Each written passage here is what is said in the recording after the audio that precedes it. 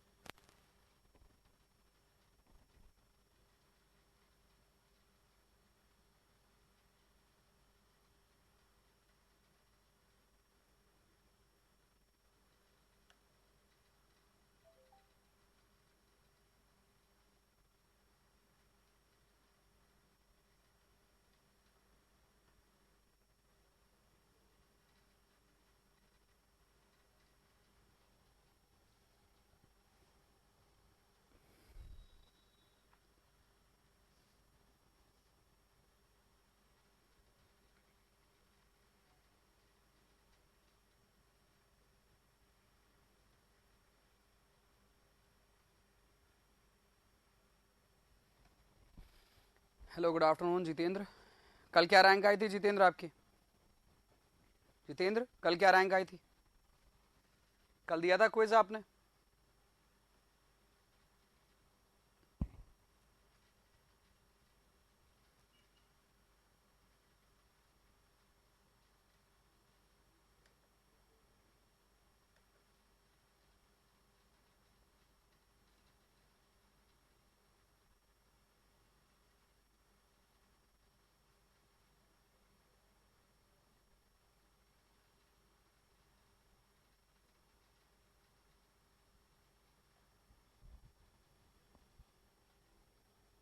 Thirty four rank आई थी आपकी।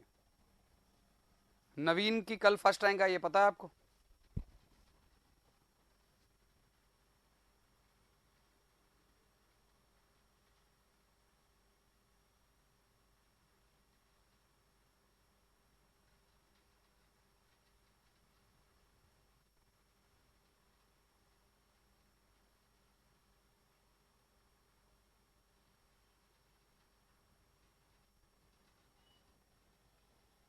हाँ जी, बाकी लोग नहीं आए। वेट करना है, स्टार्ट करें नवीन।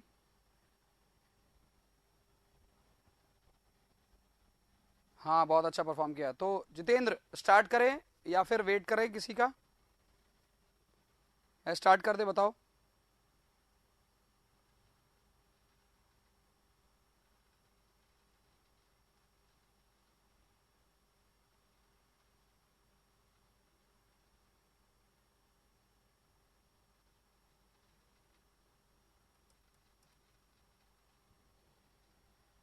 स्टार्ट कर दे।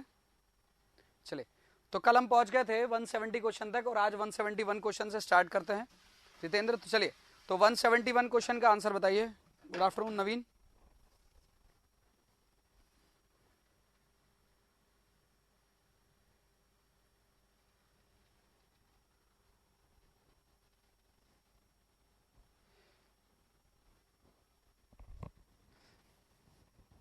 जितेंद्र कल मैंने आपको कल या आज एक फाइल सेंड की है, वो आपने सभी को फॉरवर्ड कर दी?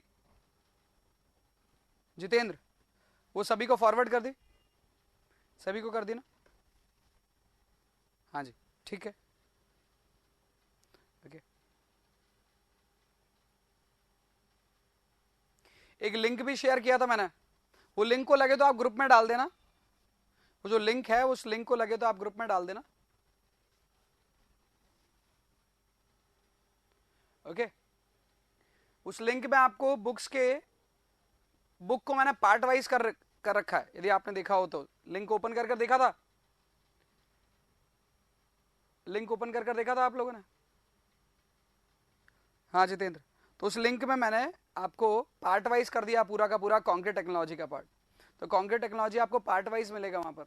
लेकिन फिर भी बात करूं तो कॉन्क्रीट टेक्नोलॉजी उतना ज्यादा मार्क्स के लिए नहीं आता जितने मार्क्स के लिए के हिसाब से वहां पर वो पूरा एक सेमेस्टर के अंदर पर पूरा जो सब्जेक्ट पढ़ना रहता है उसके अकॉर्डिंग मैंने दे रखा है।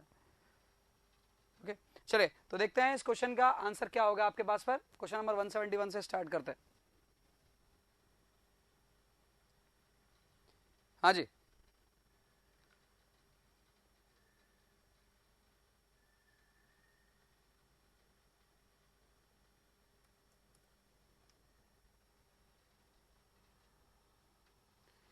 नवीन बता रहे हैं ऑप्शन सी। जितेंद्र बताओ क्या होगा करेक्ट आंसर।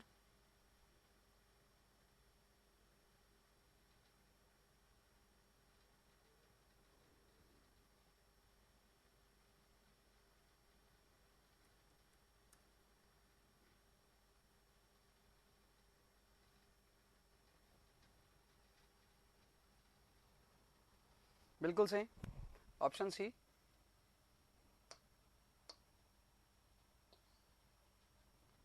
ऑप्शन सी होगा इसका। श्रिंकेज स्ट्रेन पूछ रहा है, ये आप लोग पढ़ चुके हैं, है ना। श्रिंकेज स्ट्रेन होता है 0.0003, है ना, maximum. Next question, question number 172।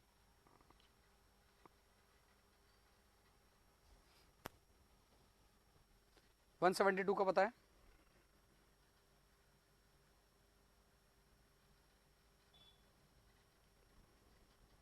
According to water cement ratio, the strength of workable plastic concrete depends on amount of water used in the mix, does not depends on the quantity of cement mix, does not depend on the quality of cement, all of the above। गलत है दोनों point, है ना, दोनों point गलत।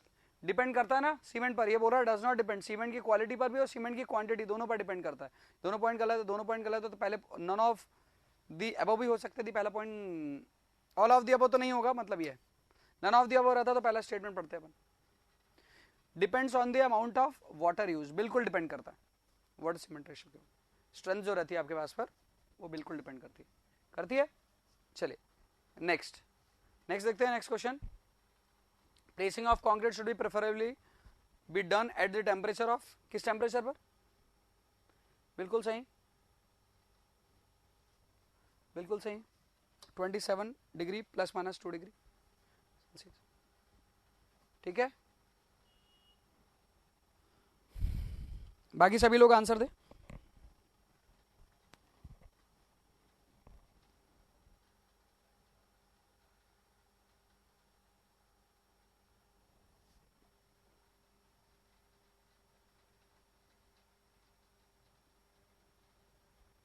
क्या बोल रहे हो? कल वाला है ना? हाँ कल आया था क्वेश्चन क्विज में, बिल्कुल आएंगे ना क्वेश्चन क्विज में, क्यों नहीं देखने को मिलेंगे? वही क्वेश्चन देखने को मिलेंगे जो आप लोग पढ़ रहे हैं, तभी तो आप लोग को कॉन्फिडेंस भी आएगा यार कि जो पढ़ रहे हो वो काम का है या नहीं।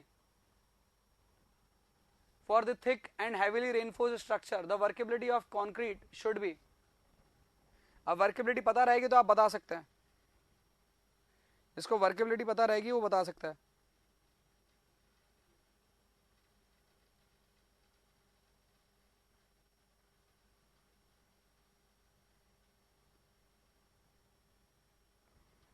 वन 174 का ये बता रहा है।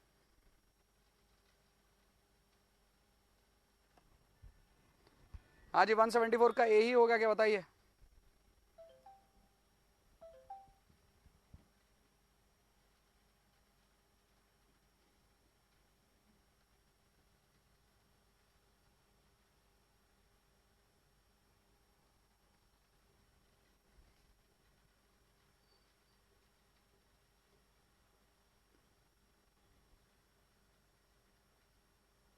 जितेंद्र आंसर दिया आपने?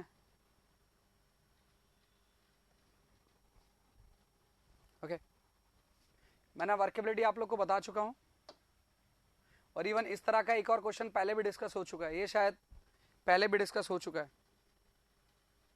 मुझे ऐसा लगता है कि शायद ये पहले डिस्कस हो चुका है।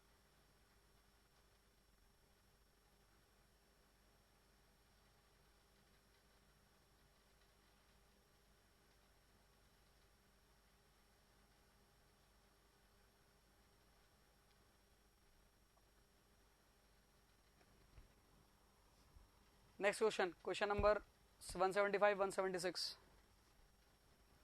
हाँ जी बताइए, सिंपल सिंपल क्वेश्चन है।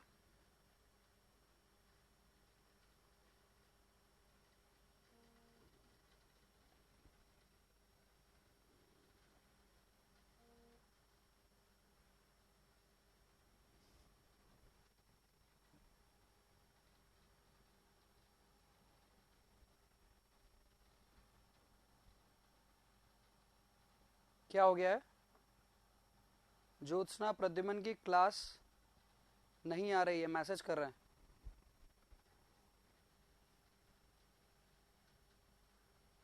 क्या हुआ उन्हें, कोई प्रॉब्लम है क्या? आप लोग करिए इसको सॉल्व।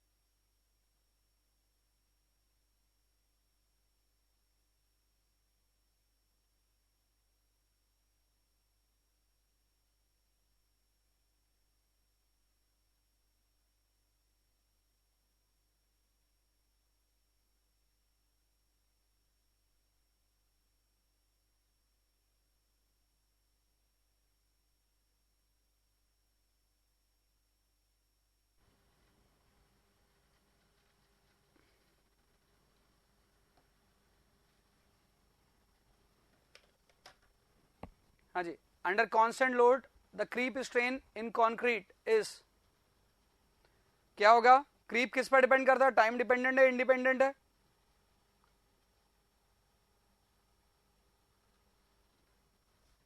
क्या होता है क्रीप?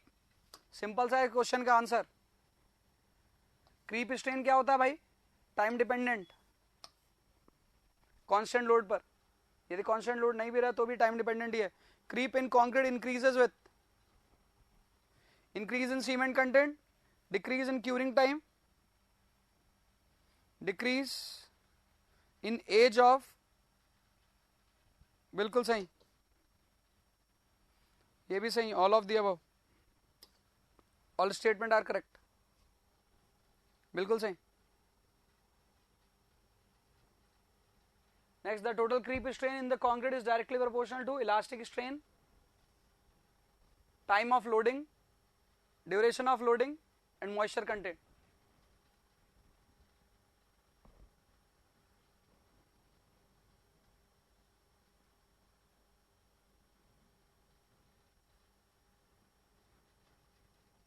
जितेंद्र बता रहे 177 का, बी बता रहे हो time of loading.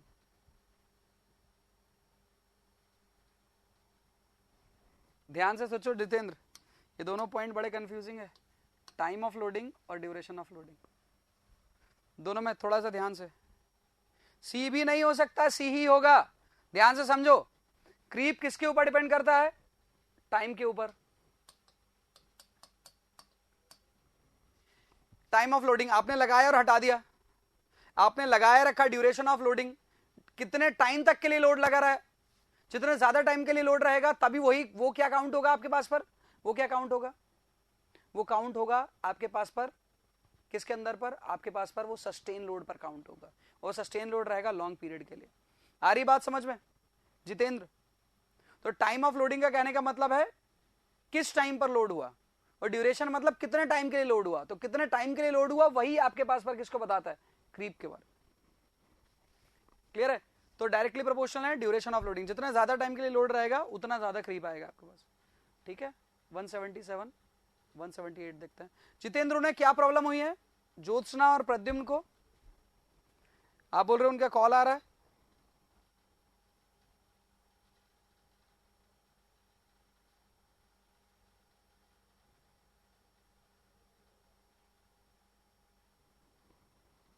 Session show नहीं हो रहा है, ओके चलिए मैं बात करता हूं उनसे। नेक्स्ट है, नेक्स्ट क्वेश्चन है,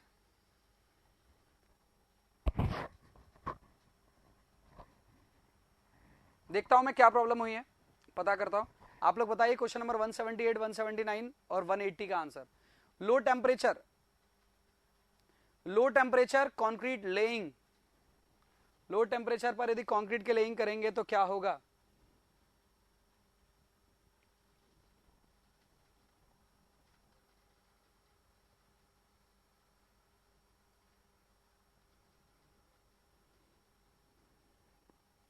हाँ जी 178, low temperature concreting, increase strength नहीं होगी, इफेक्ट स्ट्रेंथ में होगा, डिक्रीज इन स्ट्रेंथ, बिल्कुल सही पॉइंट है। Depends on factor, which factor? Factor मतलब क्या? एडमिक्सचर, बस फैक्टर पर डिपेंड नहीं करता। कितना टेम्परेचर हुआ, क्या टेम्परेचर, उससे मतलब नहीं है। लो टेम्परेचर मतलब आपके पास पर श्रिंकेज देखने को मिलेगा उसके अंदर पर, क्रैक्स डेवलप होंगे कॉन्ट्रैक्शन की वजह से, कॉन्ट्रैक्शन की वजह से वहां पर क्रैक डेवलप होते हुए देखने को मिलेंगे। और यदि कॉन्ट्रैक्शन की वजह से क्रैक डेवलप होते हुए देखने को मिलता है तो स्ट्रेंथ कम होगी। अब वो फैक्टर ये नहीं होता कि सर कितना टेम्परेचर है, टेम्परेचर 5 डिग्री रहेगा तो भी स्ट्रेंथ कम होगी, 10 डिग्री रहेगा तो भी स्ट्रेंथ कम होगी, और -5 रहेगा तो भी स्ट्रेंथ कम होगी। स्ट्रेंथ तो कम होगी। अब स्ट्रेंथ कितनी कम होगी डिपेंड करता है इस फैक्टर पर। तो how much strength will deviate, it will depend, it is dependent on the factor. किसने डी बोला था? जितेंद्र ने। जितेंद्र समझ आ रही मेरी बात, मैं क्या बोल रहा हूं?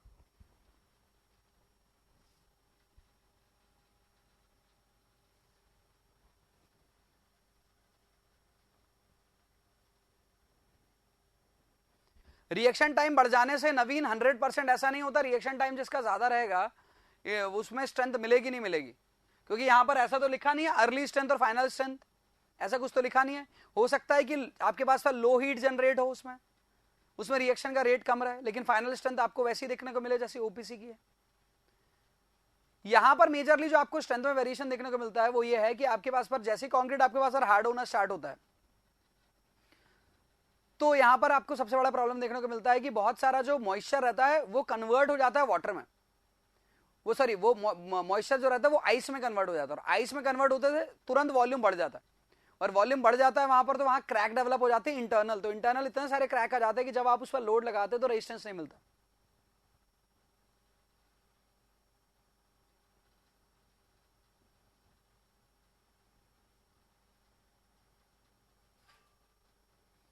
टाइम इंक्रीज नहीं, टाइम डिक्रीज लिखोगे जितेंद्र, पॉइंट को देखो। नवीन समझ आया मैंने क्या बोला? नवीन बात समझ आई क्या बात किया मैंने, है ना? तो ध्यान रखो कि आप ऐसा नहीं कह सकते कि सर रिएक्शन रेट कम रहेगा उसका, और रिएक्शन रेट कम, या कई बार बोल देते हीट ऑफ हाइड्रेशन कम रहेगा तो फाइनल स्ट्रेंथ में फर्क आ सकता है। तो लो हीट सीमेंट को क्यों यूज करते हैं फिर? लो हीट सीमेंट को हम डैम बनाने के लिए यूज करते हैं, तो डैम की तो स्ट्रेंथ ही कम हो जाएगी ना। आ रही बात समझ में? तो क्या लिख रहे हो? टाइम टेम्परेचर को कुछ लिख रहे हो, क्या लिख रहे हो? टाइम इक्वल टू टेम्परेचर, जितना टाइम ज्यादा उतना, मैं समझा नहीं यार जितेंद्र, एक्सप्लेन करो। चलो, तो 178 का आंसर जो हुआ ऑप्शन बी हो गया, है ना? डिपेंड फैक्टर क्लियर नहीं है। स्ट्रेंथ में कितना डिक्रीमेंट होगा वो जरूर फैक्टर पर डिपेंड कर सकता है। नेक्स्ट बात करता हूं, light weight concrete is used in, बताइए 179 और 180 का बताइए।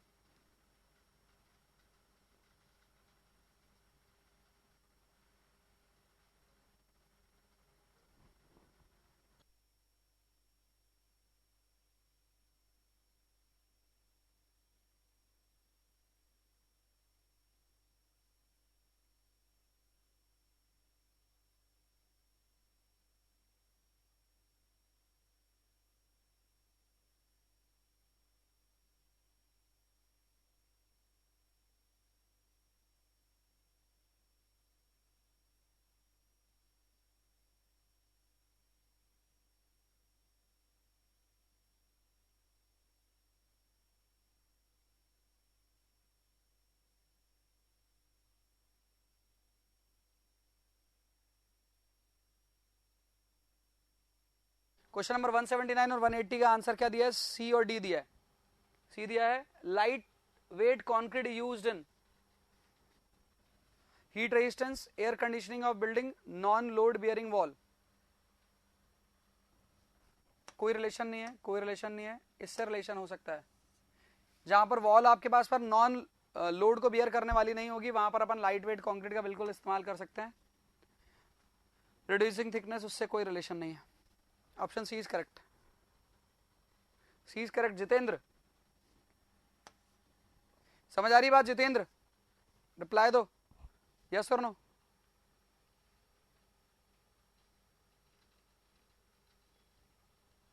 The light weight concrete is prepared bye,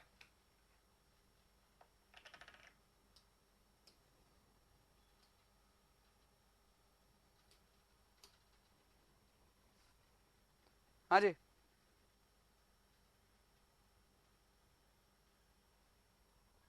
using light aggregate, formation of air void in cement by omitting sand, formation of air void in cement paste by substance causing foam. दोनों point सही हैं exactly. Formation of air void, air bubbles होना चाहिए था. Air void की जगह ना ये एयर बबल होना चाहिए. Air bubble in cement by omitting. Air void यदि आ जाएगा, आ रही बात समझ में? एयर वॉइड यदि आ जाएगा तो फिर तो स्ट्रेंथ भी नहीं देगा ना, तो फिर ऐसा कंक्रीट बनाएंगे क्यों? अपन बोल रहे हैं लाइट वेट बना रहे हैं, लाइट वेट बना भी लिया और वो कोई काम का नहीं रहा, तो किस बात के लिए लाइट वेट बनाया उसको? एयर बबल आ जाएंगे उसको ना, एयर वॉइड ना बोलकर उसे, तब ये सही होगा. तो ऑल ऑफ दी अबव सही है. Okay. Next, a concrete in which dry coarse aggregate are first packed to have the least void, and then the cement sand mortar is injected under pressure to fill all the void, resulting in very dense concrete is known as. हाँ जी, बताइए.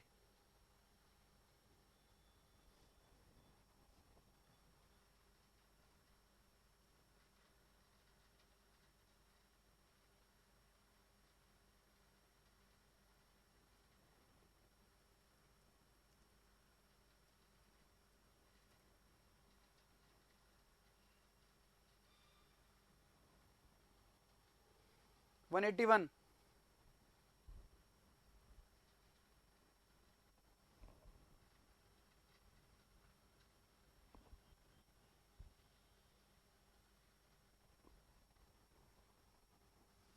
चलो बताता हूँ, कुछ यदि मुझे देखने को मिलता है तो बताता हूँ.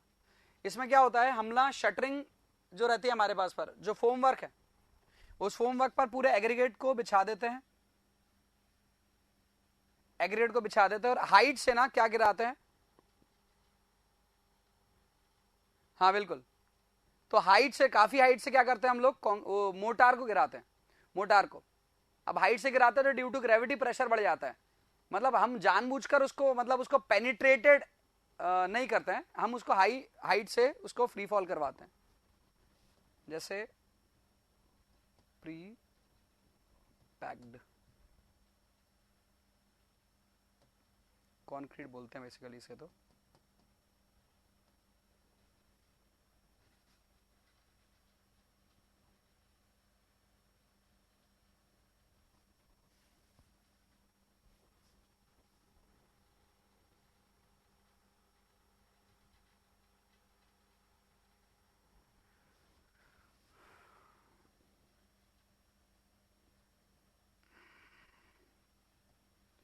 प्री पैक्ड कॉन्क्रीट,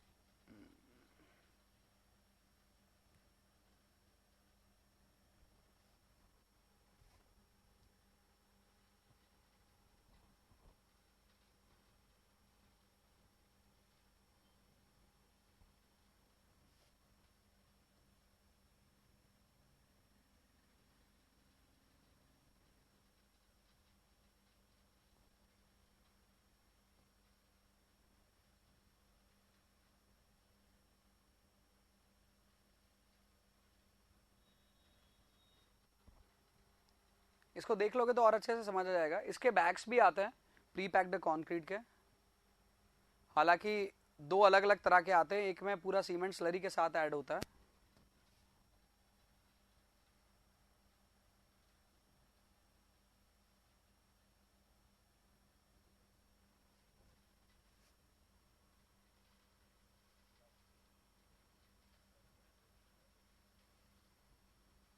ये चल जाता है, इसमें कुछ बताता है तो ठीक है. एल्स कोई वीडियो तो नहीं है, ये इन्होंने प्रेजेंटेशन ही अपलोड कर दी है इनकी.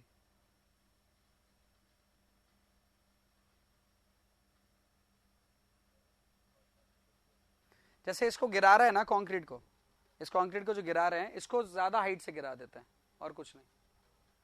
ये जो कंक्रीट को गिराते हुए आपको दिख रहा है, इसको आप ज्यादा हाइट से गिरा देते हो. लेकिन यहां पर आपको देखने को मिल रहा है प्रॉपरली मिक्स्ड है, पर ये मिक्स्ड नहीं होता है. मिक्स नहीं होता है. आई हैव टू सी कि यदि आगे सही दिखाते हैं तो इसको थोड़ा देखते हैं. मोटार को हम फ्री फॉल कराते हैं. क्या है कर रहा है, नहीं कर रहा, मैं हटा रहा हूँ।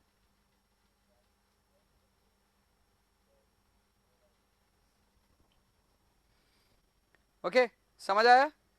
मैं जिसके बारे में बात कर रहा हूं वो समझ आया क्या?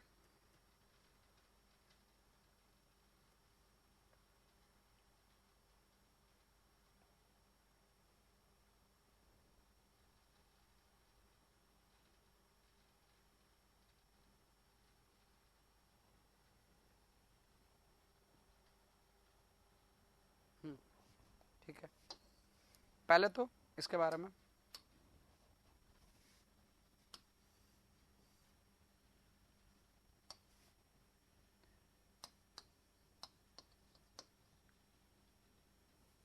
इसमें क्या होता है,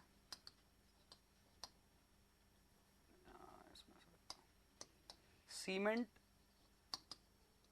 motor is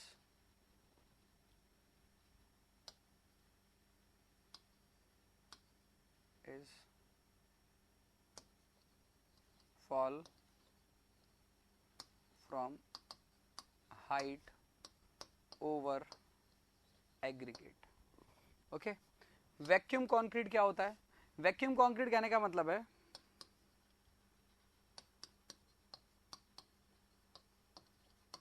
the concrete which remove interrupt या एयर बस लिख देता हूँ ना मैं, which remove air from the surface. इसको कहां पर देखने को मिलता है? जैसे हमने देखा, गुड आफ्टरनून धनंजय,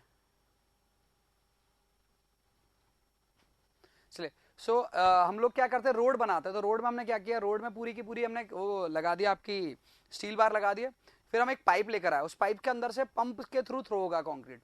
तो हम उसके क्या कर सकते हैं, दो तरह से कर सकते हैं।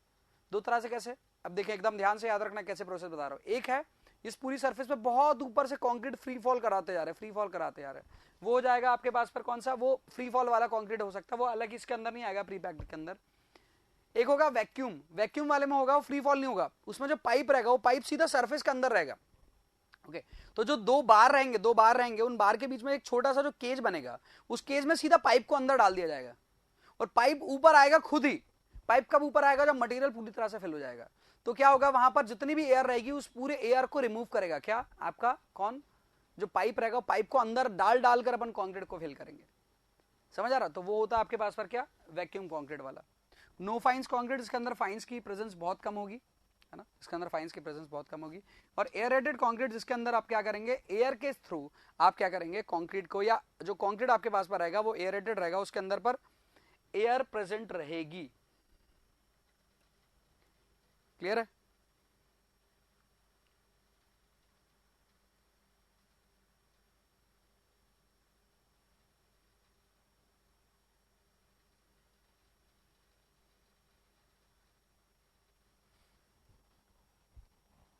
तो it could be, you can find it less dense, थोड़ी डेंसिटी इसकी कम हो सकती है। Okay okay?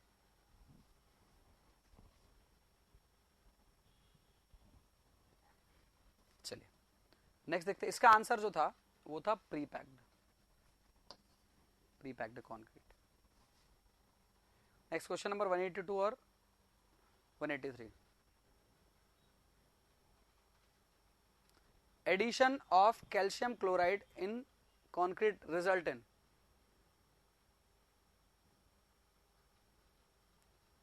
Addition of calcium chloride in concrete result in. पढ़ चुके हैं आप लोग ये आप लोग यहां नहीं पढ़े हैं, आप लोगों ने पहले कभी ना कभी तो पढ़ा ही होगा।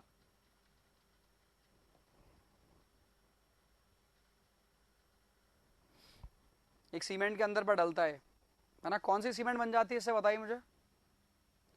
आंसर करेक्ट है, early gain in strength, early gain हो जाएगा, reduction in curing period, reduction of loss of moisture, बिल्कुल all of the above correct. बताइए कौन सी सीमेंट के अंदर डलता है? हाँ जी, क्विक में, नवीन ध्यान से सोच के बताओ मुझे, क्विक में ध्यान से सोच कर बताओ, क्विक सेटिंग में अर्ली स्ट्रेंथ कैसे आ सकती है? क्विक सेटिंग में अर्ली स्ट्रेंथ कैसे आ सकती है?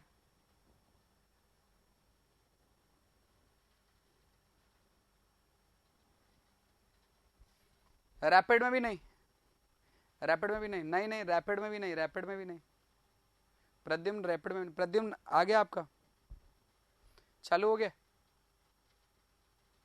नहीं नहीं नहीं कोई धनंजय,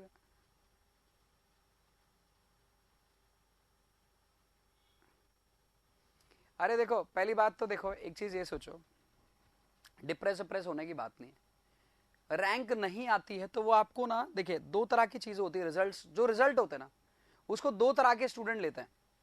एक स्टूडेंट रहता है जो उस पर्टिकुलर रिजल्ट को नेगेटिव फॉर्म में लेता है, एक पॉजिटिव फॉर्म में लेता है।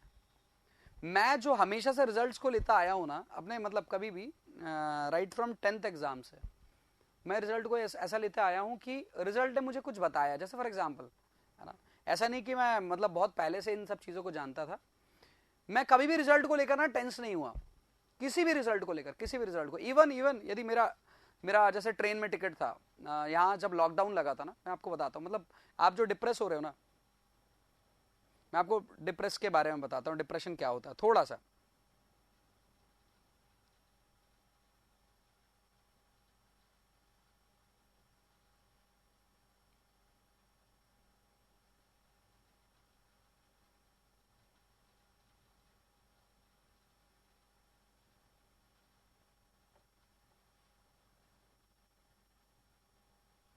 अरे कोई नहीं प्रद्युम्न, आप लोग जितने हो ना, आप सबका मैं एक अलग क्विज करवा दूंगा, आप लोग टेंशन मत लो, मेरी बात को समझो आप लोग। पहली बात, मैं जब यहाँ से लॉकडाउन जिस दिन हुआ था उसके एक दिन पहले मैं यहाँ पर था, और आई वॉज थिंकिंग कि यार मुझे घर जाना चाहिए, है ना, मैं यहाँ पर लेक्चर्स ही लेने के लिए आया ही था, मैं अपना काम वगैरह पूरा खत्म कर कर, मेरे डिजाइनिंग का जो भी काम था वो पूरा खत्म कर कर मैं आया था यहाँ पर, मार्च के बाद की, मार्च के टाइम की बात है, तो मैं आया जस्ट यहाँ पर, और फिर मुझे कोरोना कोरोना का सब कुछ पता चल, मुझे लगता है मैं शायद होली के बाद आया था, हाँ आई थिंक होली के बाद आया था, तो मुझे पता चला कि लॉकडाउन वॉकडाउन लग सकता है, और मेरे जो फ्रेंड्स थे उनकी कंट्रीज़, वो जिन कंट्रीज़ में है उन कंट्रीज़ में थे, मेरी सिस्टर शायद 2 महीने पहले जनवरी में आई थी, वो जर्मनी से ही आई थी, तो उनने बताया कि हो सकता है कि बहुत, उसको भी सुनने को मिल रहा था न्यूज़, तो तुम घर आ जाओ, या अपनी जहाँ अपना मेरा जो, मेरी मॉम अमरावती में रहती है तो मेरा फ्लैट जो है वो भोपाल में है, तो भोपाल चले जाओ।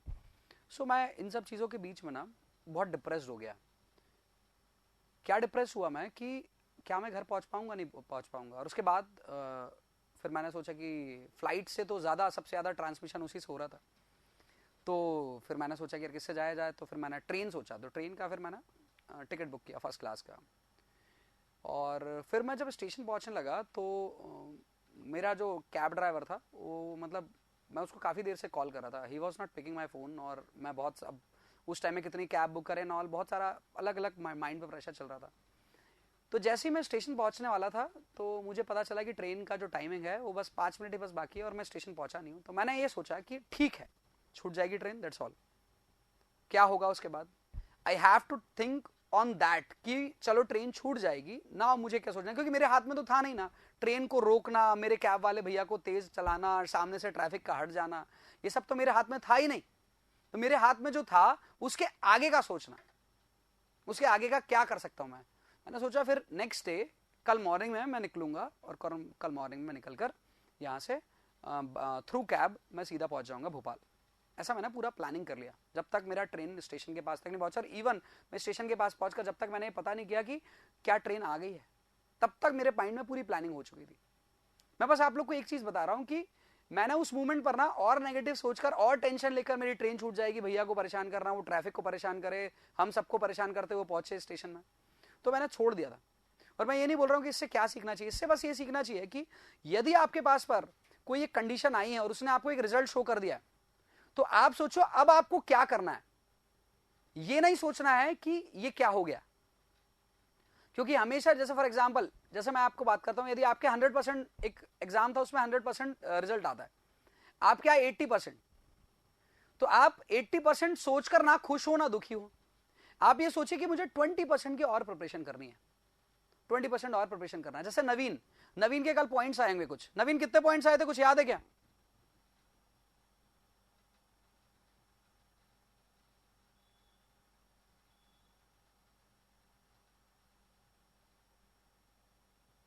नवीन कल के पॉइंट्स याद है आपको, कितने आए थे? नवीन बताए तो नवीन के पॉइंट्स अपन बात करते हैं। 39697 लगभग नवीन ने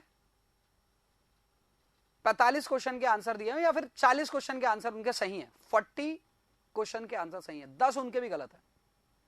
क्या नवीन को ये, आप लोग बताइए, क्या नवीन को ये सोच लेना चाहिए कि नहीं मेरा हो गया, मेरी तो फर्स्ट रैंक आ गई? आप लोग बताइए, प्रद्युम्न आप बताओ, क्या नवीन को ये चीज सोचकर सेटिस्फाइड हो जाना चाहिए कि वो टॉपर है? लेकिन मैं जो बता रहा हूं फैक्ट वो देखिए, 50 में से 40 ही क्वेश्चन नवीन के सही हैं, 10 क्वेश्चन गलत है। 10 क्वेश्चन की नेगेटिव मार्किंग नहीं मिली, नहीं तो नवीन के मार्क्स और कम हो सकते थे। प्रद्युम्न आपके 34,000। तो आप देखो आप में और नवीन में फर्क कितना है, आप में और नवीन में फर्क कितना है? 6 क्वेश्चन का फर्क है, सिर्फ 6 क्वेश्चन का फर्क है। ये 6 क्वेश्चन का फर्क कभी भी आगे पीछे हो सकता है, कभी भी कोई दूसरे सब्जेक्ट से आगे पीछे हो जाएगा। लेकिन आप भी पीछे हो 14 क्वेश्चन से, 16 क्वेश्चन से आप भी पीछे हो, नवीन भी 10 क्वेश्चन से पीछे है। आपका टारगेट ना अल्टीमेट होना चाहिए, अल्टीमेट स्ट्रेंथ लेनी है आपको। अर्ली स्ट्रेंथ पर मत जाओ, आ रही बात समझे? अर्ली स्ट्रेंथ मिल गई ना, तो ये सोचकर अल्टीमेट नहीं मिली तो अपन ने सोचा अर्ली तो मिल जा रही सर, अल्टीमेट भी मिलेगी, नहीं मिली तो। मेरी बात समझ पा रहे हो प्रद्युम्न? धनंजय ने बहुत अच्छी बात किया कि सर बैक वैक लगे थे, लास्ट में सब क्लियर हो गए, टेंशन लेते तो क्लियर नहीं होती। बिल्कुल बात सही है।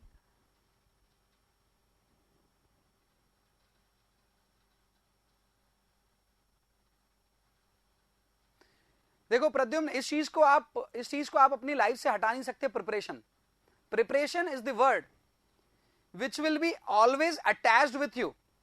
आप घर के बाहर जाते हो, you have to prepare your self. जैसे फॉर एग्जाम्पल, मैं जैसे घर से निकलता हूं, you know, I have to keep this sanitiser bottle with me. ये सैनिटाइजर का बॉटल लेकर चलता हूं मैं सैनिटाइजर का स्प्रे जो रहता है वो उस बैग में डालकर चलता हूं, मतलब जो सरफेस सैनिटाइजर रहता है वो लेकर चलता हूं। मास्क रखे हुए मेरे बैग में, मास्क भी रखा हुआ एडिशनल, है ना, ग्लव्स है मेरे बैग के। मैंने कंपार्टमेंट अलग अलग कर दिए हैं कि एक में टैब रहेगा और लैपटॉप रहेगा, चार्जर रहेगा, पूरा इलेक्ट्रॉनिक गैजेट्स एक में रहेंगे। अब ये मैं प्रिपरेशन कर निकल रहा हूं ना, तो एग्जाम की प्रिपरेशन तो नहीं कर रहा हूं, लेकिन फिर भी प्रिपरेशन तो जारी है। तो आप ऐसा बिल्कुल मत सोचो कि एग्जाम की प्रिपरेशन नहीं करोगे। एग्जाम लाइफ में बहुत सारे आएंगे, इसे आप ये लो एक टास्क है, ये इतने दिनों के अंदर पर पूरा हो जाना चाहिए, दैट्स ऑल। एग्जाम हो सकता है कि आप गवर्नमेंट इंजीनियर बन जाओ, उसके बाद आपको इंटरनल एग्जाम के थ्रू आपको यदि प्रमोशन लेना हो तो प्रद्युम्न क्या करोगे? फिर भी नहीं करोगे प्रिपरेशन, कि मैंने एक बार किया था, फिर प्रिपरेशन करोगे। फिर यदि दो बार यदि आप जेई बन जाते हो और आपको एई बनने का 2 बार मौका मिले और दोनों बार फेल हो जाओ, तो फिर क्या करोगे? एई के लिए ट्राई नहीं करोगे क्या? सर एक बार तो कुछ अचीव कर लेते, उसके बाद तो कर ही सकते, नहीं करते हैं उस टाइम पर, और नहीं करोगे क्योंकि उस टाइम पर सैलरी मिलने लगेगी। मुझे बहुत हार्ड था, मेरे लिए लाइफ में बहुत सारी चीजें बहुत हार्ड आई थी, लेकिन ऐसा नहीं कि मैं बहुत आगे, मतलब बहुत ज्यादा ट्रिमेंडस वर्क किया। मैंने लोगों को देखा यार, जब मैं गवर्नमेंट जॉब छोड़ रहा था तो मेरे लिए बहुत आसान नहीं था कि गवर्नमेंट जॉब छोड़कर फिर मैं अपना बिजनेस स्टार्ट करूं, वो भी जीरो से। और उसके पहले मैं एक प्राइवेट कंपनी में काफी अच्छी सैलरी पर था, जिसमें मैं आउट ऑफ इंडिया वर्क करता था। तो वहां से आने के बाद फिर मुझे गवर्नमेंट जॉब पर जाना, और उसके लिए प्रिपरेशन की थी, मैंने बराबर प्रिपरेशन की थी जॉब को छोड़कर। तो जॉब को छोड़कर प्रिपरेशन किया तो वो सैलरी वाला पार्ट चला गया। टेंशन अलग थी कि जॉब लगे, गवर्नमेंट जॉब का तो कुछ भरोसा नहीं होता, कब एग्जाम करवाएगा। राजस्थान का रहता तो फिर तो मैं बहुत ही टेंशन में रहता, लेकिन मेरी एमपी में जल्दी करा लेता उन्होंने, सब कुछ 6-7-8 महीने में खत्म कर दिया था। उसके बाद जॉब लग गई, जॉब के बाद फिर मुझे वहां पर चीजें जो देखने को मिली तो उसमें मैं टेंशन में आ गया कि यार ये तो मैं कर नहीं पाऊंगा, जो you can say the corruption and all. अब वो नहीं कर पा रहा हूं मैं, मतलब ये सभी का फोटे नहीं होता ना। कुछ लोग कहते हैं अरे सर कैसी बात कर रहे हो, सब करते हैं सर, सब करते हैं। मेरा नहीं था फोटे और अभी भी नहीं है, तो वो मैं नहीं कर पाया, तो उसकी वजह से मैं प्रेशर में आया। फिर मैंने सोचा ये तो नहीं करना है, टेंशन छोड़ो, क्या कर सकता हूँ वो सोचो। जॉब छोड़ सकता हूँ क्या? छोड़ सकता है, छोड़ दिया। वो छोड़कर फिर मैं क्या कर सकता हूँ? खुद का बिजनेस स्टार्ट कर सकता हूँ। जब बिजनेस स्टार्ट किया, कुछ है नहीं, ना असेट है मेरे पास पर, ना मुझे फैमिली से लेना है। उसके बाद मैं अपने आप को जीरो से स्टार्ट करा, और आज भी मैं प्रिपेयर ही करता रहता हूँ अपने आप को।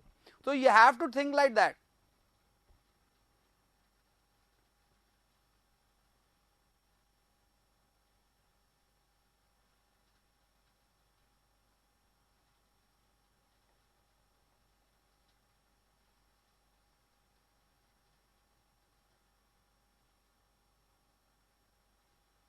देखो आपके ही साथ में जो नवीन है, तो नवीन है वो आपको कह रहे हैं कि you have to do it and you have to be positive. आपको पॉजिटिव रहना है। क्या सोचकर पॉजिटिव रहना है?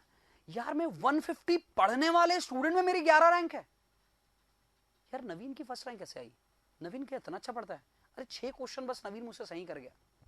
नवीन 6 क्वेश्चन नहीं सही कर गया, आप 16 क्वेश्चन गलत कर गए हो। नवीन 10 क्वेश्चन गलत कर गया है। आप जिस दिन 16 क्वेश्चन और सही कर जाओगे ना, तो आपसे आगे तो कुछ है ही नहीं, कोई 50 के 50 क्वेश्चन सही। आप ऐसा सोचो, आपकी ना किसी से रैंक नहीं है। नवीन की कल मैंने रैंक प्रिडिक्ट कर दी थी, यदि आप लोग को पता होगा, 46 क्वेश्चन के बाद मैंने रैंक नवीन की प्रिडिक्ट कर दी थी कि नवीन की रैंक फर्स्ट आएगी। क्यों प्रिडिक्ट कर दिया था? उसने लीड ले लिया था, बहुत एज पर था। आप लोग भी एज ले लीजिए ना। आप लोग 50 में से 50 क्वेश्चन, नेक्स्ट क्विज जो है 50 में से 50 क्वेश्चन करिए सही, एज ले लो और आगे बढ़ जाओगे। आ रही बात समझ में? इतना आगे बढ़ जाओगे कि पीछे वाला जो है ना, उसको 10 क्वेश्चन सही करने पड़ेंगे, तब वो आपसे आगे जाएगा। आ रही मेरी बात समझ में? तो इसलिए टेंशन लेने की कोई जरूरत नहीं है यार। टेंशन तब लो जब कोरोना का वैक्सीन आ गया और सबको मिल गया और अपने को ही नहीं मिला, तब टेंशन लो। और तब भी मैं तो ये बोलूंगा, तब भी टेंशन ना लो, तब भी टेंशन मत लो, क्योंकि अपने को पता, अपने को कोरोना कुछ नहीं करने वाला। जिसको करना है उसको कर रहा है। चलिए नेक्स्ट अपन देखते हैं क्वेश्चन नंबर 183। क्वेश्चन नंबर 183 देखते हैं। 183 में क्या बोल रहा है क्वेश्चन?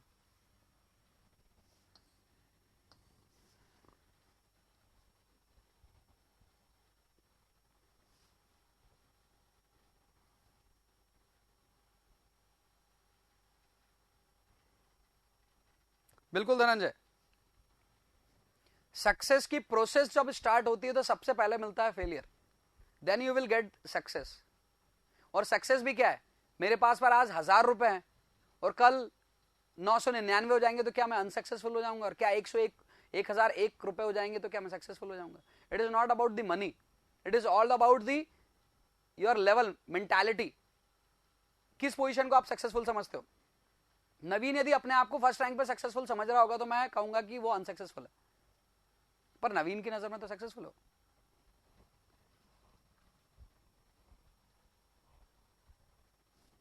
चलिए, addition of 1 to 2% sodium hydroxide in concrete.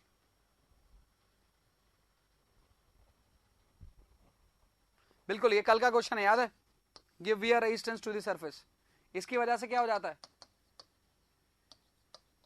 Hardness आ जाती है सरफेस में, सोडियम हाइड्रोक्साइड की वजह से हार्ड हो जाती है सरफेस। ओके मयंक, मयंक तुम्हारी क्या रैंक आ रही है भाई?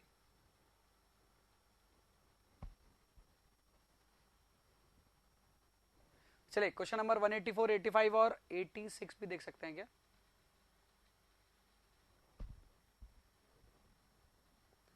दिख रहा है क्वेश्चन?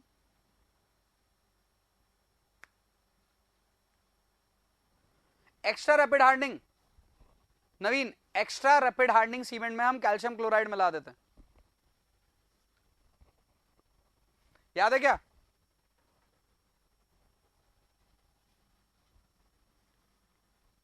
कोई बात नहीं, ये बहुत अच्छा किया आपने। क्वेश्चन फॉर एग्जांपल आपने 50 क्वेश्चन सही किए और 50 के 50 क्वेश्चन को आपने 300 पॉइंट के साथ सही किया, तो आप सबसे आगे हो। मयंक ये याद रखना है, 50, क्योंकि टाइम तो बढ़ाया जा सकता है लेकिन सही क्वेश्चन कंसेप्ट से आते हैं। कंसेप्ट आपके स्ट्रांग है, 50 के 50 क्वेश्चन सही, लेकिन सभी में 500 पॉइंट मिले आपको फॉर एग्जांपल, तो 50 क्वेश्चन के अकॉर्डिंग आपके 25 से सारी पॉइंट हुए और आपकी रैंक पीछे है, कोई दिक्कत नहीं, लेकिन आपके क्वेश्चन ज्यादा सही है। यहां पर बस ध्यान रखना है, और जिस दिन आपने अपना टाइम बढ़ाया ना, उस दिन ये सब पीछे रह जाएंगे।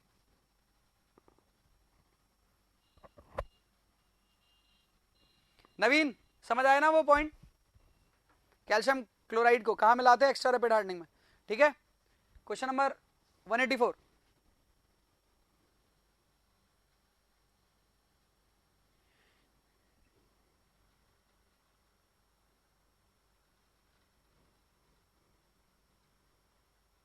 for protection from frost concrete should be dense, free from cracks, adhesion between mortar and aggregate should be perfect। बिल्कुल सही पॉइंट, डेंस भी होना चाहिए, फ्री फ्रॉम क्रैक भी होना चाहिए। जितना ज्यादा डेंस रहेगा उतना ज्यादा रेजिस्टेंस देगा. डेंस मतलब एयर वॉइड की प्रेजेंस कम रहेगी. All of the above option are correct. This is the correct answer. Next 185. A setting of cement or concrete which occur suddenly while being mixed and placed and prevent further working of material is called.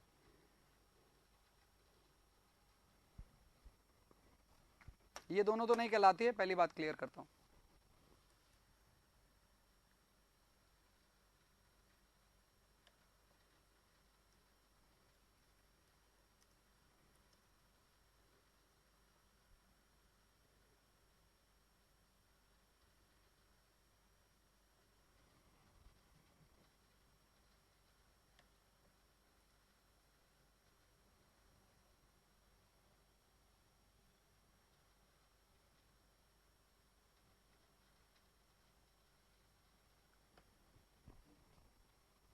क्या बता रहे 185 का?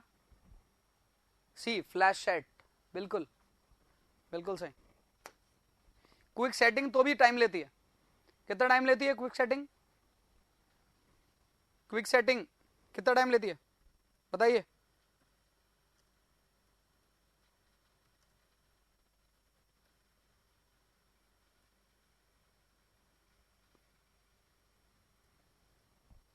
बिल्कुल सही Pradyumna, 5 minute. बिल्कुल सही.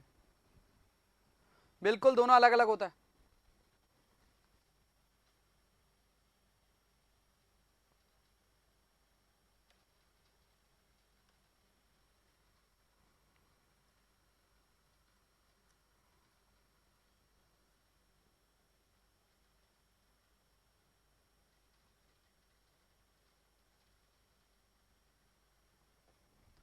Flash setting मतलब आपके पास पर 1 मिनट 1.5 मिनट के अंदर ही सेट हो गया. 1-1.5 मिनट के अंदर ही सेट हो गया, रखा रखा सेट हो गया. इसको आप किसके जैसे देख सकते हो? इसको आप ये बोल सकते हो क्विक सेटिंग में ना रिएक्शन स्टार्ट होती है. रिएक्शन स्टार्ट होती है एक स्लो रेट से, फिर रेट उसका बढ़ता चले जाता है. और यहां पर फ्लैश सेट के अंदर पर जो इनिशियल रेट ही रहता है वो ही काफी हाई रहता है.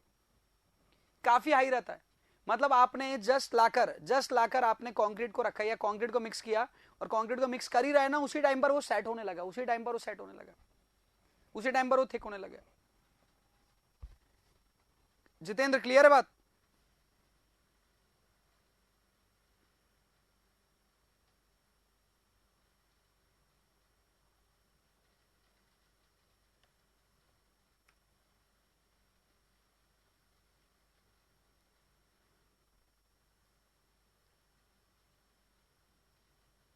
Okay okay?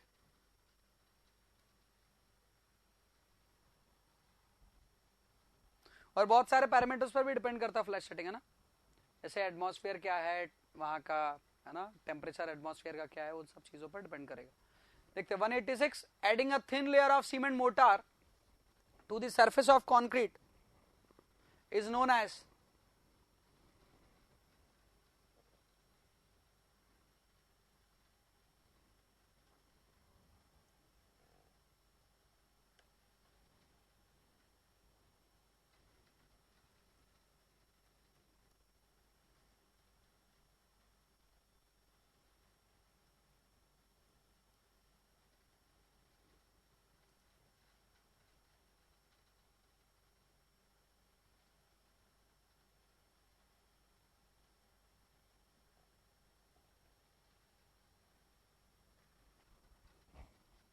सब ऑप्शन नहीं है. हाँ जी, बाकी लोग बताइए.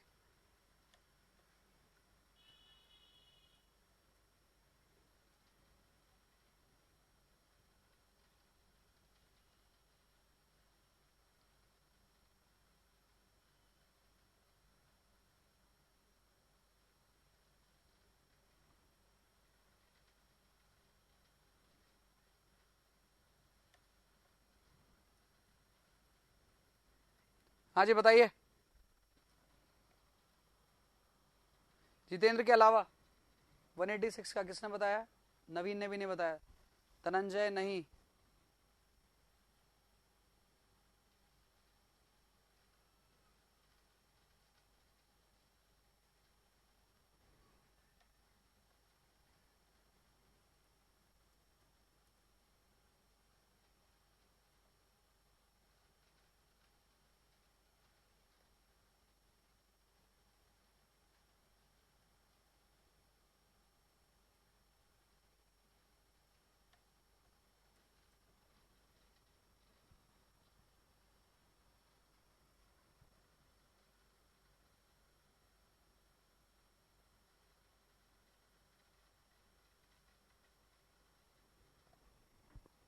ठीक है।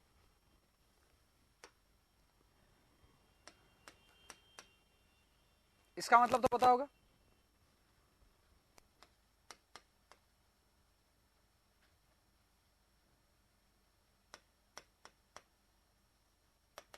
स्प्रेडिंग कंक्रीट,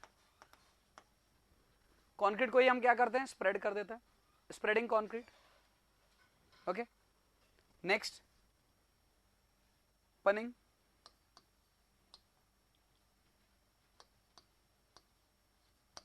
सीमेंट, स्लरी और सीमेंट पेस्ट ओवर सरफेस, ये mortar over surface. Admixing is the different thing, उसको ऐड कर देना, मिक्स कर देना उसके साथ, इट इज टोटली डिफरेंट। इसका रिलेशन नहीं है एडिंग थिन लेयर ना, थिन लेयर को लगाना एड मिक्सिंग नहीं कहलाता है ना। तो ये तो आपके पास पर आपके क्वेश्चन के स्कोप से बाहर है, तो उसको तो छोड़िए। सीमेंट पेस्ट, हाँ, जिसमें कंफ्यूजन रहेगा वो है ऑप्शन, रॉडिंग में भी नहीं होगा, इसमें भी नहीं होगा। रॉडिंग तो स्प्रेडिंग ऑफ कंक्रीट, कंक्रीट को ही स्प्रेड कर देना रॉडिंग कहलाता है, जिससे एयर वॉइड हट जाए आपके पास पर। अब बात करते हैं रेंडरिंग और पनिंग,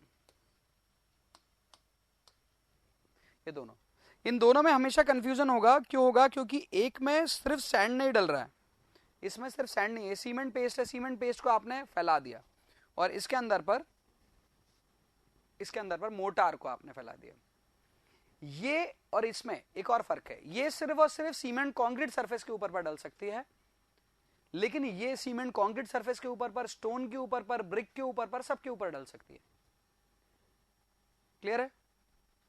हाँ बिल्कुल, पनिंग को अपन वाटरप्रूफिंग की तरह भी यूज कर सकते हैं, लेकिन ये मोटार जो है, ये मोटार भी यूज हो सकता है, लेकिन मोटार जो डलेगा वो किसी कंक्रीट की सरफेस के ऊपर, ब्रिक की सरफेस के ऊपर, स्टोन की सरफेस के ऊपर, किसी भी सरफेस के ऊपर डल सकता है मोटार। क्लियर है? सभी को क्लियर है?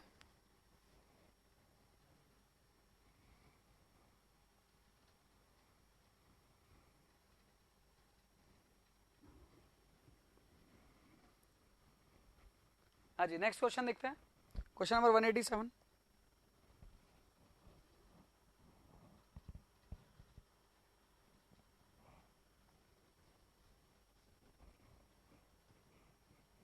The breaking up and remixing the concrete that has layer to set is called,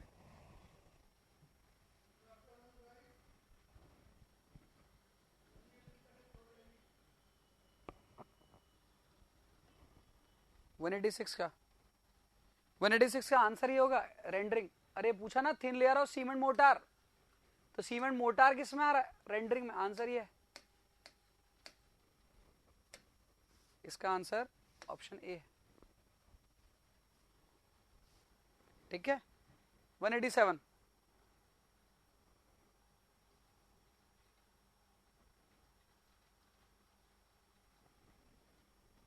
बताइए।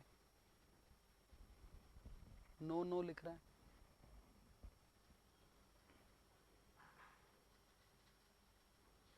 देखिए, सबसे पहले जो ऑप्शन को हटाता हूं वो है ये, कोई वापस से इग्नाइट होना या वापस से एक्सोथर्मिक रिएक्शन हो जाना, वैसा कुछ चालू नहीं होता। वापस से नहीं, एक पहली बार ही एक्सोथर्मिक रिएक्शन का होना, हीट का बहुत ज्यादा लिबरेट होना, ये सब चीजें बताता है नॉकिंग का, है ना। नॉकिंग वर्ड, नॉकिंग वर्ड आपको देखने को मिलता है। नॉकिंग जैसे इंजन होता है, कंबशन इंजन होता है, उसके अंदर पर नॉकिंग होती है। आपकी जो बाइक है उसके अंदर पर भी स्पार्क प्लग रहता है, स्पार्क प्लग क्या करता है? नॉक करता है, जिसके थ्रू आपके पास पर इंजन में स्पार्क प्रोड्यूस होता है ना, तो वो कहलाता है नॉकिंग। डबल सेटिंग, वापस से सेट हो रहा है, रीसेटिंग कहलाता है, वापस से सेटिंग होना। Breaking up the remixing, breaking up मतलब रीमिक्सिंग कर रहे हैं अपन, तो अपन ने क्या किया, कंक्रीट बनाया और डाल दिया। 10 मिनट के बाद अपने को लगा, अरे यहाँ तो नहीं डालना था, वहां पर से वापस लेकर आए, वहां से उठाया, वो सेट करना स्टार्ट किया था, फिर अपन ने उठाया उसको कहीं और जाके रख दिया, तो क्या करेगा? रीसेट करेगा। डबल सेटिंग नहीं होगी, पहली बार भी सेट हो गया, दूसरी बार भी सेट होगा, डबल सेटिंग नहीं होगी। क्लियर है बात? बात क्लियर है, डबल सेटिंग नहीं होगी। कंफ्यूजन आपको टाइम सेटिंग में भी नहीं होगा और आपको इसमें भी नहीं होगा, आपको इन दोनों में होगा, डबल सेटिंग और उसमें रीसेटिंग में। क्लियर है Jitendra?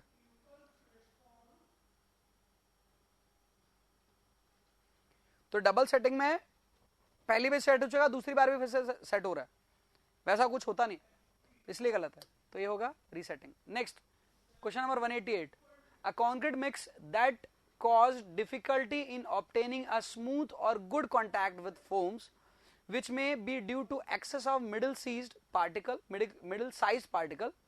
or a deficiency of fine material is called.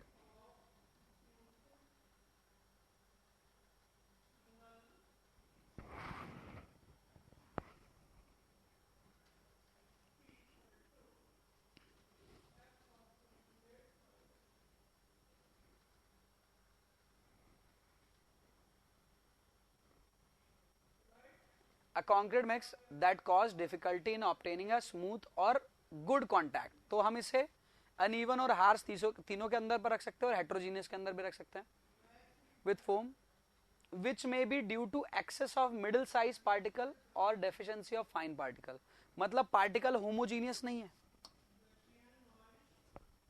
बिल्कुल। टाइम सेटिंग मतलब उसका जो टाइम था सेटिंग का उसी टाइम से वो सेट हो रहा है, उसका टाइम था आपके पास पर 30 मिनट का इनिशियल सेट और उसके अंदर पर सेट नहीं हुआ तो वो टाइम सेटिंग के अंदर का ही पार्ट था। लेकिन ऐसा नहीं है 30 मिनट के बाद ही वो सेट करना, आपके पास पर इनिशियल सेटिंग टाइम मिलता ना 30 मिनट, उसका कहने का मतलब है कि 30 मिनट के अंदर पर वो सेट करना स्टार्ट कर चुका था, लेकिन वो 30 मिनट के बेंचमार्क पर आने के बाद आपको वो पर्टिकुलर स्टेज मिली जिस पर आप सेटिंग बोल रहे हैं, उसके पहले आप नहीं कह सकते थे कि ये इनिशियली सेट हो गया, लेकिन उसने रिएक्शन जरूर कर दिया था स्टार्ट। रिएक्शन ऐसा नहीं कि रिएक्शन स्टार्ट नहीं होती, रिएक्शन 30 मिनट के बाद नहीं होती। टाइम सेटिंग का मतलब होता है कि एक पर्टिकुलर टाइम के बाद ही वो सेट होगा, इसलिए उसका आंसर ऑप्शन नहीं होगा। क्लियर है? नेक्स्ट इसके अंदर पर यदि बात करते हैं तो इसका ऑप्शन क्या होगा, देखकर बताइए सभी लोग।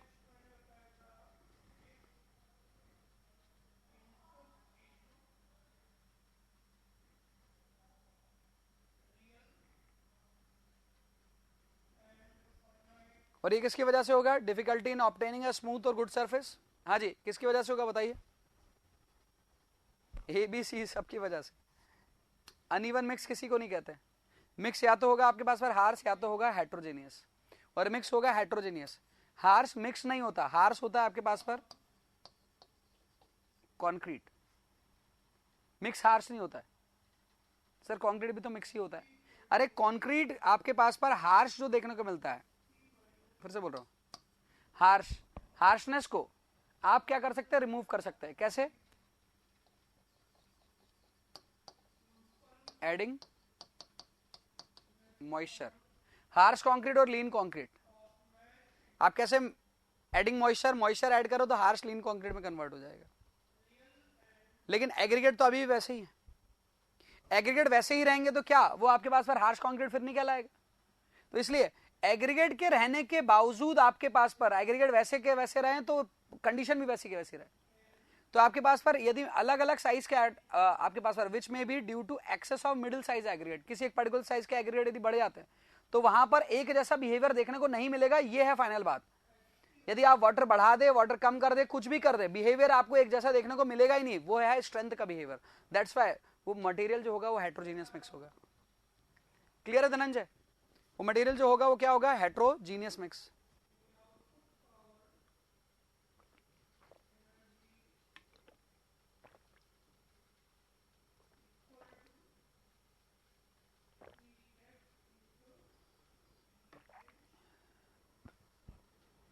Next,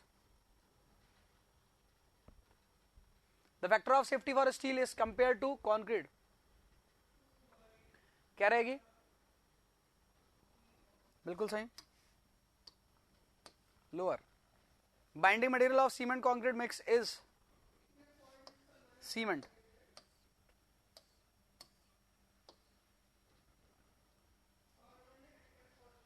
An aggregate is known as cyclopean aggregate if size is more than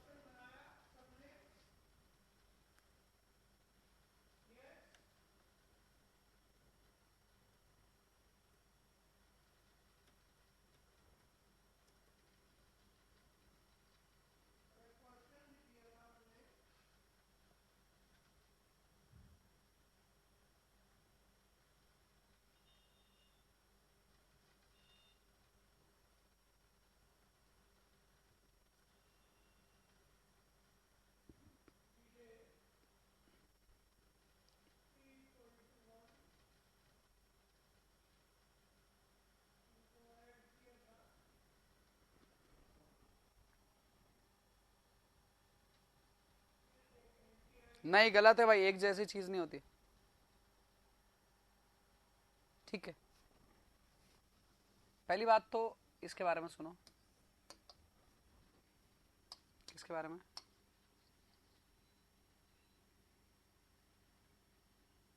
Cyclops. Cyclops, Cyclops का कहने का मतलब क्या होता है? ये साइक्लोप यूज होता था, कब यूज होता था? अब यूज नहीं होता है। ये जो साइक्लोप वर्ड है ये यूज होता था कहां पर? कहाँ यूज होता था? कौन सा था आपके पास पर? Roman.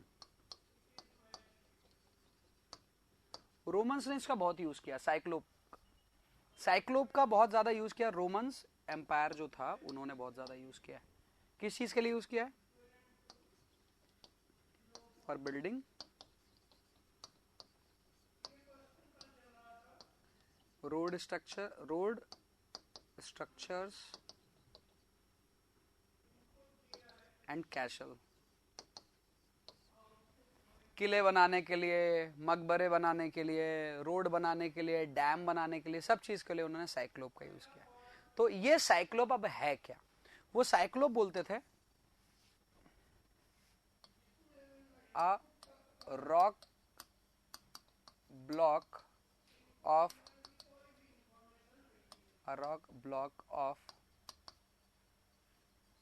irregular shape and large size। तो साइक्लोप किसे बोलते हैं? पहली बात तो साइक्लोप बोलते हैं a rock block of irregular shape and large size, है ना, इसको बोलते हैं साइक्लोप। वो रोमन एम्पायर यूज करता था, इसके बारे में मैंने बताया। अब इसके बारे में अपन प्रेजेंट सिनेरियो में क्या पढ़ते हैं इसके बारे में? साइक्लोप ये आता है आपके पास पर किसके अंदर पर आ जाता है?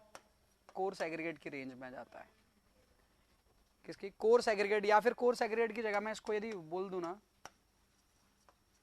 बोल्डर्स तक जाता है ये। बोल्डर्स उसके भी आगे जा सकता है, कोर्स एग्रीगेट बोल्डर्स उससे भी आगे जा सकता है। क्लियर है? मेजरली ये कैटेगराइज होता है इसके अंदर पर, किसके अंदर पर? Coarse aggregate. ठीक है, धनंजय, जितेंद्र, प्रद्युम्न, क्लियर है भाई?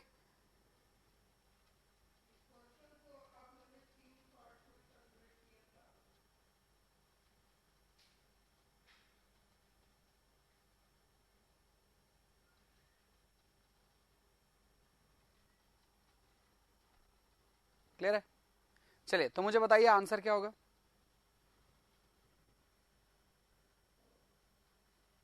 हाँ जी,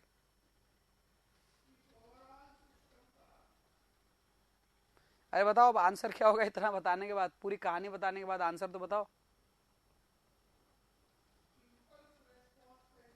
बस सी डी, सी डी। अरे ये क्या बोल रहा है? ये इसका मतलब क्या हुआ? ब्लॉक। ब्लॉक कैसे होंगे? बड़े बड़े होंगे। It could be boulder. यदि ये फाइनर कोर्स में पूछा जाएगा तो आप क्या कहेंगे? कोर्स कहेंगे। मयंक डी, है ना? सी, प्रद्युम सी नहीं होगा। अच्छा, सी 192 का बता रहे हो, ठीक। इसका होगा आंसर डी। ठीक है, ठीक है भाई, इसका आंसर 191 का 75 mm। इसका क्या होगा? इसका आंसर सी होगा। क्यों होगा वो पता होगा?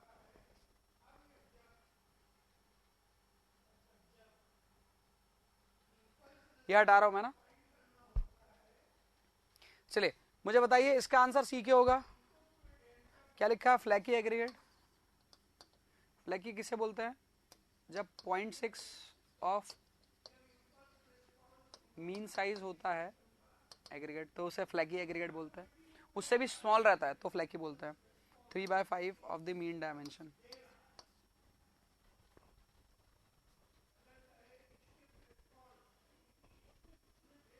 Okay,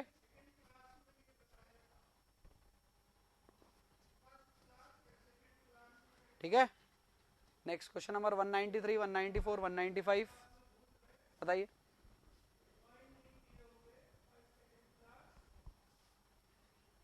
water cement ratio is generally expressed in volume of water required पर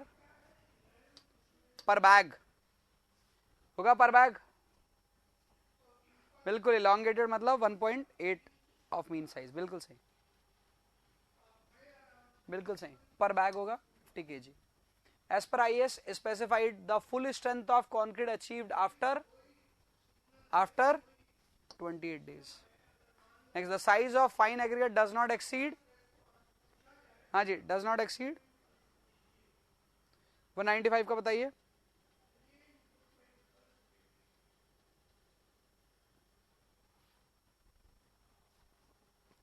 four point 75 mm.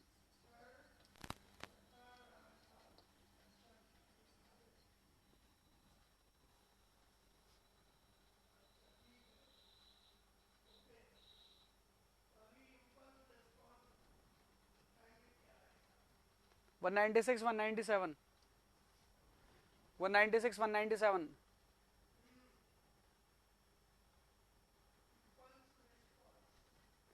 Method of void for determining method of voids for determination of quantity of cement paste.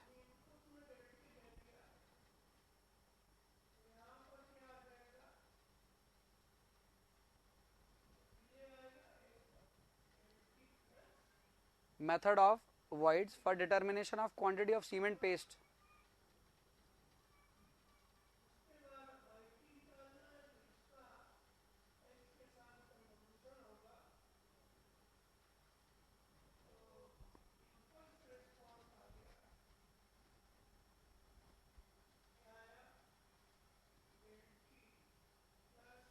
बिल्कुल सही, सही पॉइंट है. Void in coarse aggregate filled by fine aggregate, वहां से void निकल जाएगा. Void in fine aggregate are filled by cement, बिल्कुल. Volume of cement paste required equally to the total volume of void in fine aggregate plus, बिल्कुल बिल्कुल बिल्कुल सही, सब पॉइंट सही. Expansion joint are provided in the length of कितने पर 197 का 197 कल ही देखा था अपन ने, लिखा भी था, नवीन ने आंसर बताया था, याद होगा 45 मीटर. और उसमें अपन ने उसमें 40 मीटर को टिक किया था, यदि आप लोग को याद हो तो. या रेंज थी आपके पास 20 से 40 मीटर वाली, उस रेंज को अपन ने टिक किया था, यदि आप लोग को याद हो तो.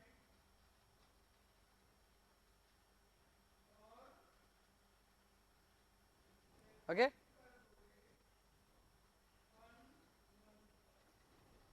The behaviour of concrete under instantaneous load is, क्या रहेगा वो बिहेवियर, कैसा रहेगा भाई? इलास्टिक रहेगा, बिल्कुल. The average value of creep coefficient for concrete is,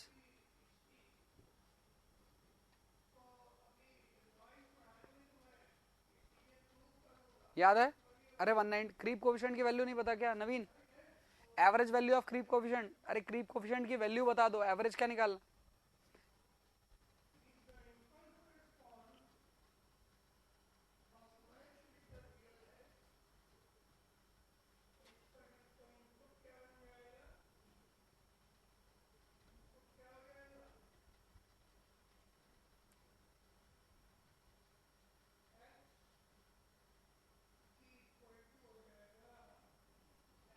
creep coefficient की वैल्यू का एवरेज में निकाल लोगे तो,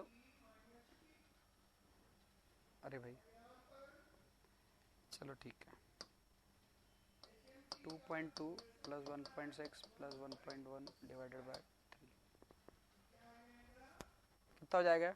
2 3 4 4 पॉइंट कितना 9 4.9 4.9 4.9 divided by 3 1 point something nearly equal to 2.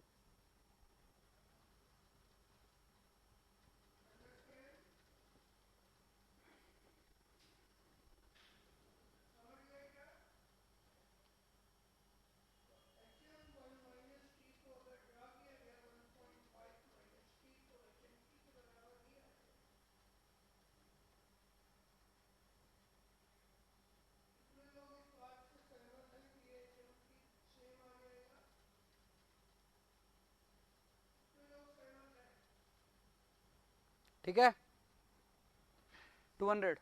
The cube strength FC varies with modulus of elasticity is as, cube strength modulus of elasticity के साथ कैसा वेरी करती है?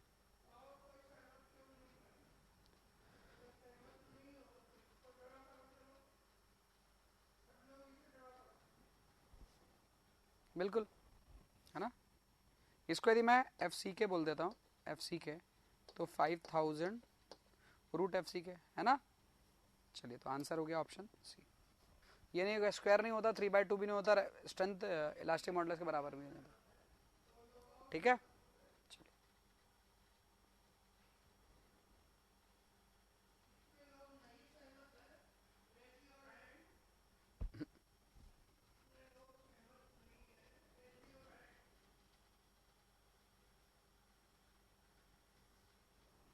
पढ़िए 201 और 202 क्वेश्चन दोनों देखे।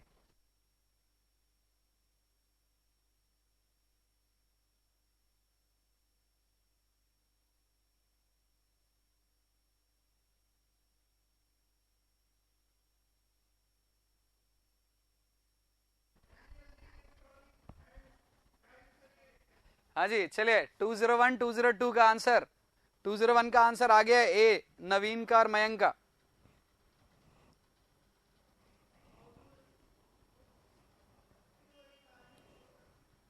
The variation in strength of cube of concrete during testing plus minus 15% of the average. The representative value is taken as average value, lowest value. Test is repeated. Average after highest and lowest. एक minute. If the variation of in the strength of the cube of concrete during testing is 15% of the average, the represented value is taken as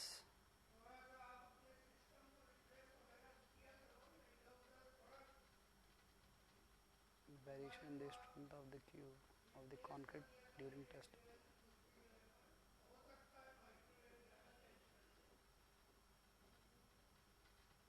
Average value, mean value. Okay, 201 का mean value. Next, resonant frequency method is based on assumption that पढ़े point, strength of concrete increases with age, richer mix give more stronger concrete, resonant frequency is directly proportional to square root of the strength of concrete, modulus of elasticity of concrete goes on decreasing as the concrete quality deteriorated due to weathering.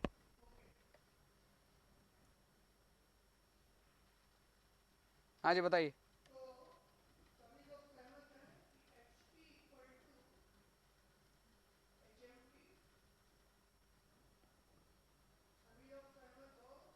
D बता रहे हैं कौन? Jitendra.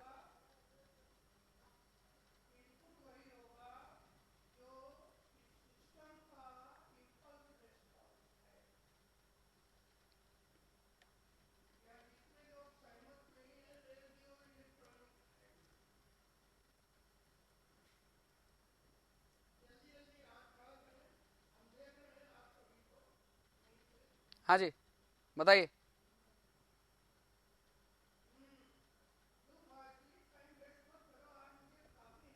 Test perform किया है क्या?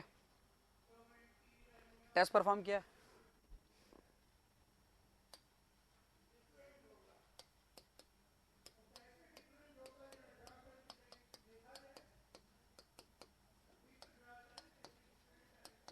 Similar होता है pulse velocity test जैसा ही, सेम है। Pulse velocity test method is based on the assumption that pulse velocity is directly proportional to square root of the strength of the concrete. पहली बात तो स्क्वायर रूट से होगा या नहीं होगा वो बात की बात है।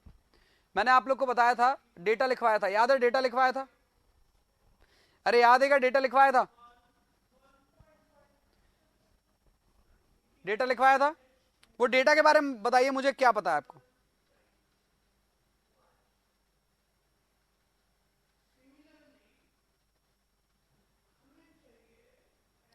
डेटा के बारे में आपको क्या बताया था, बताइए।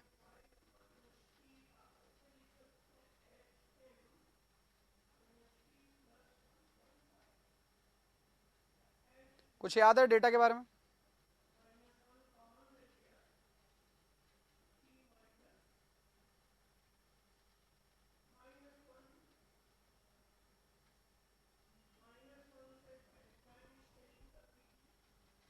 कुछ बताया था। अरे उसी से उसके थ्रू एग्जैक्टली ये टेस्ट नहीं है। अरे उसमें क्या था भाई, उसमें एक ट्रांसड्यूसर था और एक क्या था, रिसीवर था। पल्स ट्रेवल करती थी, जितना तेज जाएगी उतना अच्छा कंक्रीट, उतना एग्रीगेट आपके पास पर सराउंडिंग में है। मीडियम चेंज नहीं हो रहा, याद है बात किया था मैंने मीडियम की। तो जितनी ज्यादा वेलोसिटी उतनी ज्यादा स्ट्रेंथ। यहां पर अपन ने क्या किया, यहां पर अपन ने ब्लो किया एक इस तरफ, इधर करो कि इधर भी करो ब्लो। यहां पर क्या करोगे, यहां पर करो सेंसेशन। ब्लो का सेंसेशन कितने टाइम में आया, जितने टाइम में ब्लो का सेंसेशन आएगा तो वो क्या बताएगा, डैम्पनेस है या नहीं है।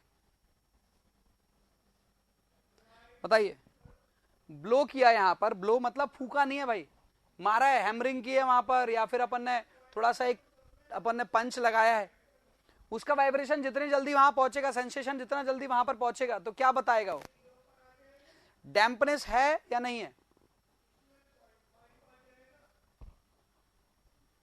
बताइए बताइए।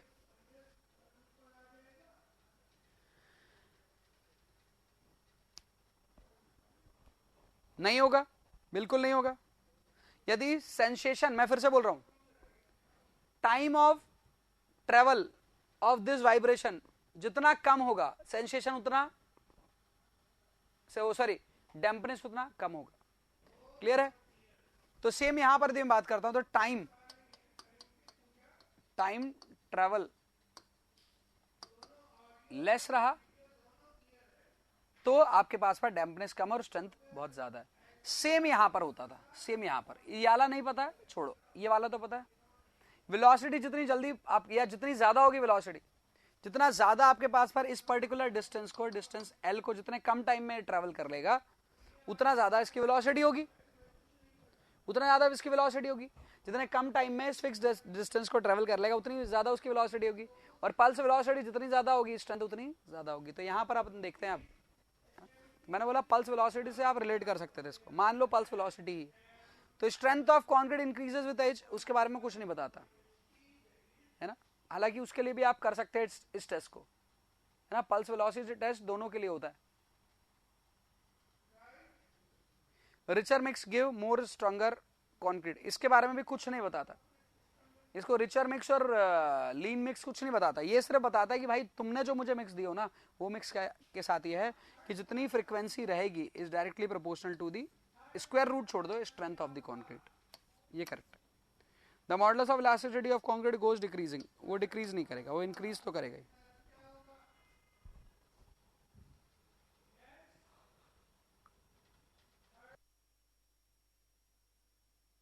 क्लियर है सभी को, सभी को क्लियर है बात।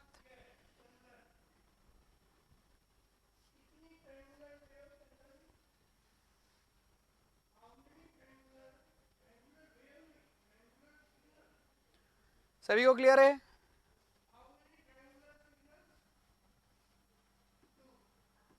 लिखवाया था नवीन मैंने क्लास में, पता है तुम्हें, मैंने क्लास में लिखवाया है कि नहीं लिखवाया है, आप बताइए। क्लास में मैंने पल्स वेलोसिटी लिखवाई है नहीं लिखवाई।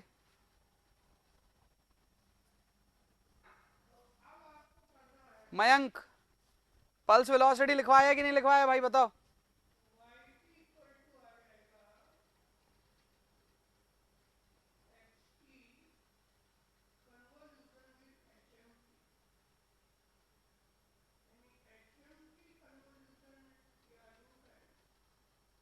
लिखवाया हूं मैंने, मुझे जहां तक याद है मैंने लिखवाया हूं। बाकी लोग भी बताइए। नवीन आया नहीं होगा शायद उस दिन, बाकी लोग बताइए।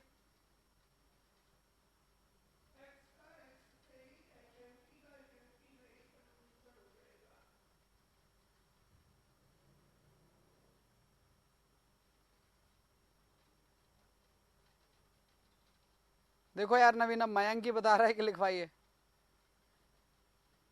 इवन मैंने आप लोग को जो शेयर किया है ना डेटा, उसके अंदर भी देख सकते हो, उसके अंदर पर भी पल्स वेलोसिटी टेस्ट के बारे में दिया है, सभी के बारे में दिया है। टेबल मैंने आपको पूरी टेबल जैसा बनाकर बताया था।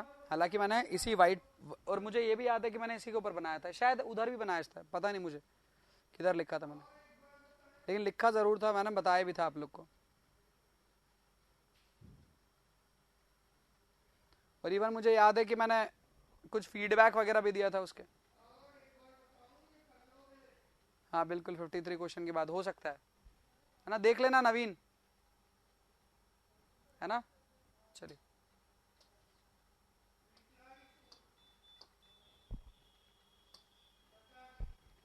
in pulse technique for testing concrete, it is assumed that frequency of pulse is proportional to compressive strength of concrete. Time taken by pulse is proportional to modulus of elasticity. Amplitude of pulse is proportional to compressive strength. हाँ जी,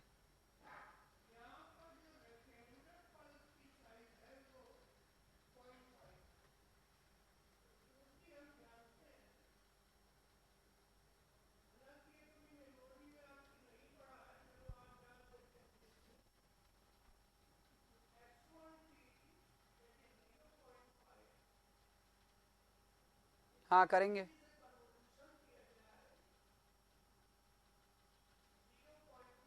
अरे याद नहीं रहता तो बार बार लिखवाने से याद थोड़ी ना होगा, अपने को पढ़ना होगा जब भी क्वेश्चन आता है।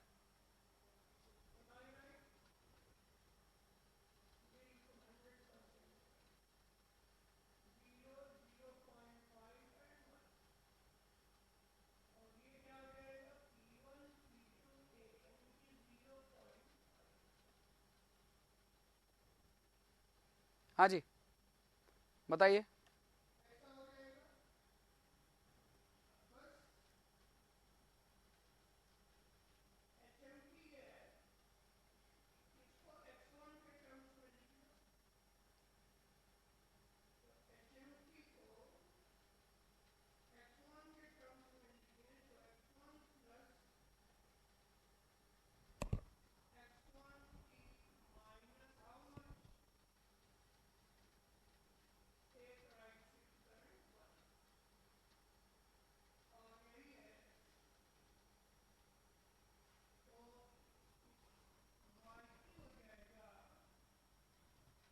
पहले तो मैं डेटा बता देता हूँ आप लोग को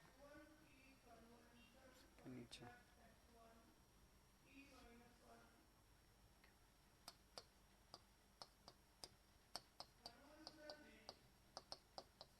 पल्स वेलोसिटी और फीडबैक।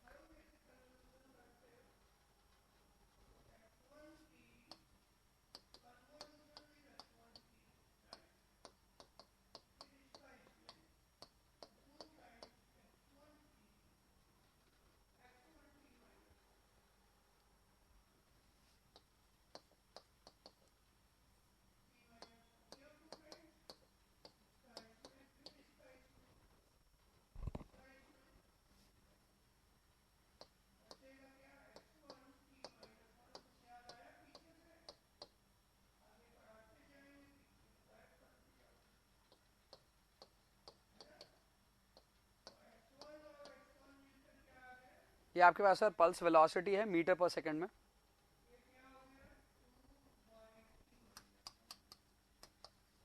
और फीडबैक है कंक्रीट को।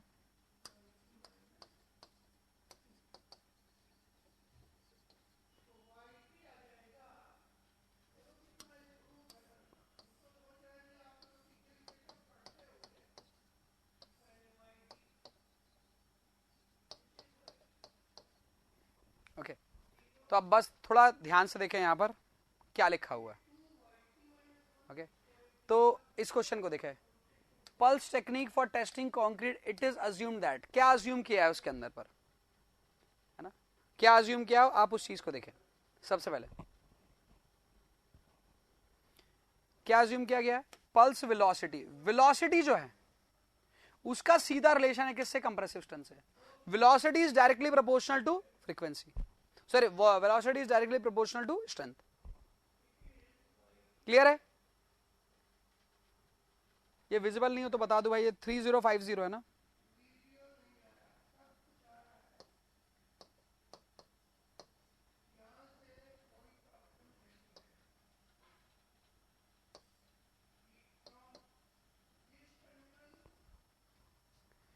ये 2160 है शायद, आप देख लेना, मैंने प्रीवियस डेटा लिखवाया 2160 हो गया।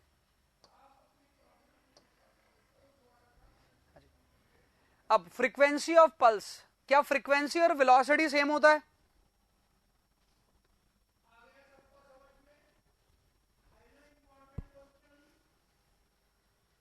क्या 2135 ही? हाँ 2135 ही होगा।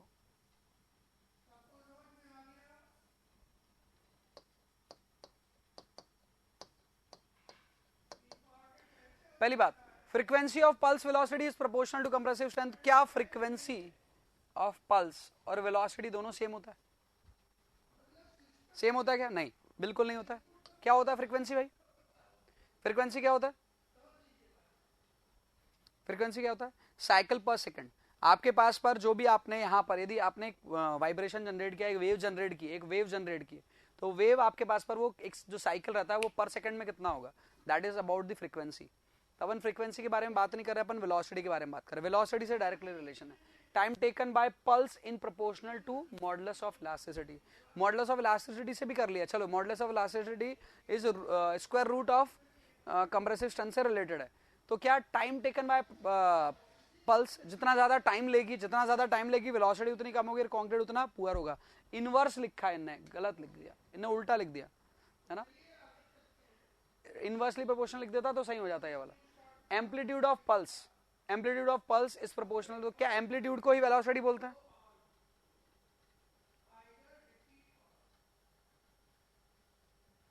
क्या एम्पलीट्यूड को ही बोलते हैं वेलोसिटी? बताइए।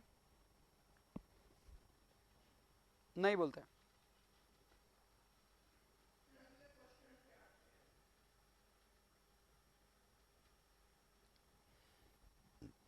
इसे भी नहीं बोलते हैं। Amplitude is also not velocity. Clear है? तो नॉन ऑफ दी अबव। तो लगा होगा आपको कि कुछ ना कुछ तो होगा सर, कुछ ना कुछ तो होगा।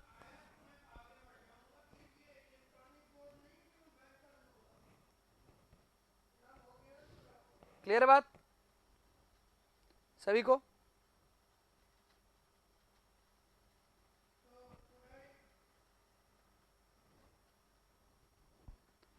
क्लियर है बात सभी को? नन ऑफ दीज क्यों सेलेक्ट किया? एम्पलीट्यूड क्या होता है आपके पास पर? एम्पलीट्यूड आपके पास पर वाइब्रेशन का जो टोटल वाइब्रेशन है उसका वाइब्रेशन मतलब कैसे मैं डिनोट करूं, जैसे ये है तो इट इज, ये कहलाता है क्या? एम्पलीट्यूड। ये एम्पलीट्यूड कहलाता है। और जो साइकिल ऑफ वाइब्रेशन रहेगा, ये वाइब्रेशन का जो टोटल आपके पास पर टोटल वाइब्रेशन जो देखने को मिला दैट इज दिस वन। और टोटल जो साइकिल था, साइकिल का जो साइकिल पर सेकंड है that is known as the frequency. ये आपके पास पर कितने टाइम के अंदर पर आ रहा है और रिपीट हो रहा है, दैट कुड बी फ्रीक्वेंसी। तो इसका वेलोसिटी से कोई रिलेशन नहीं है। ओके चलिए, तो इस क्वेश्चन का आंसर क्या हो गया? ये लिख लिया नन ऑफ दीज है ना, 203 का। नेक्स्ट,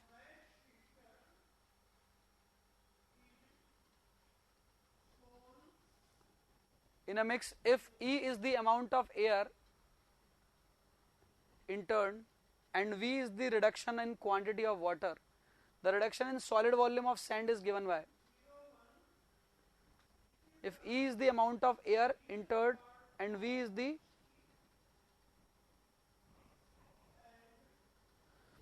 reduction in volume, बताइए।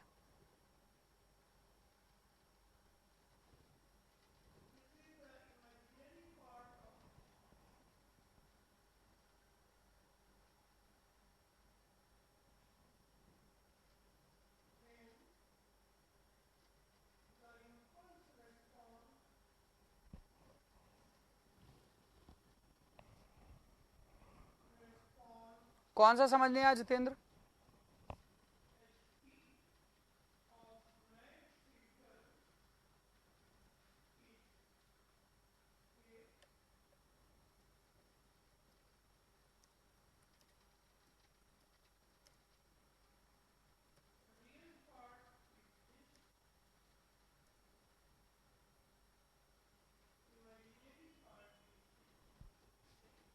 204, हाँ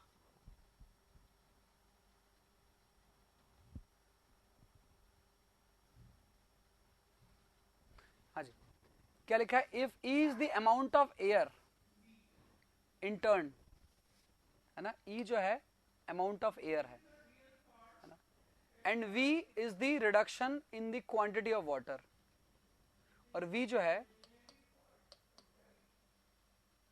वी भी आपके पास पर अमाउंट ही है, वी इज ऑल्सो अमाउंट, ये भी अमाउंट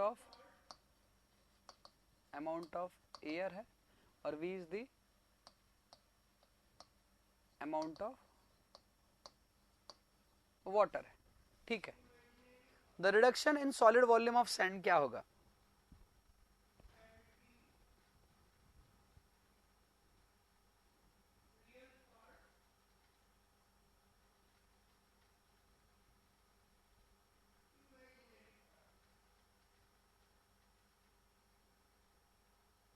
हाँ जी, आपने सुना होगा bulking of sand.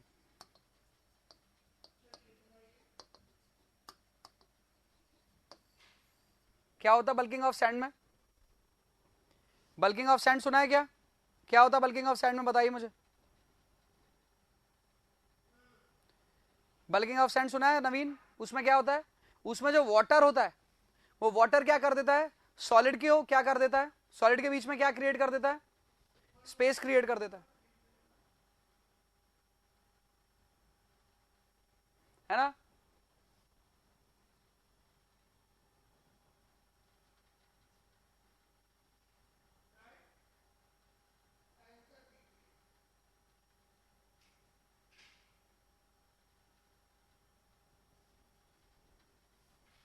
Okay now, तो ये बोल रहा है if E is the amount of air intern in this sand, sand में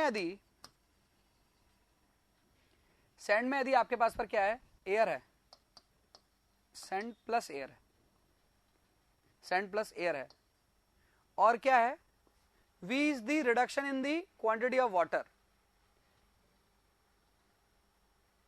V क्या है, reduction in quantity of water, sand के अंदर बस सैंड और एयर है, E को एयर की क्वांटिटी बोल रहा है, वो मैंने ऊपर लिख दिया, और V को आपके पास पर क्या बोल रहा है, और V को volume sorry quantity of water बोल रहा है। तो reduction in solid volume of sand, sand के सॉलिड वॉल्यूम का रिडक्शन कब होगा? जब वाटर आएगा और एयर को रिमूव कराएगा, और साथ ही साथ सॉलिड को भी करवाएगा, ठीक। ऐसा कब होगा? Hello,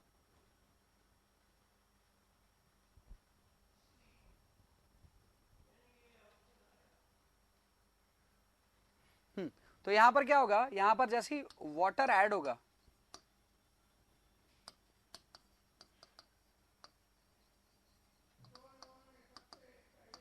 after addition of water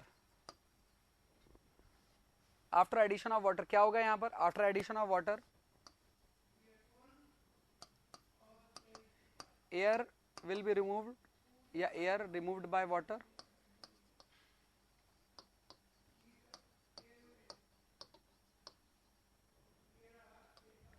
air removed by water, और क्या कर देगा,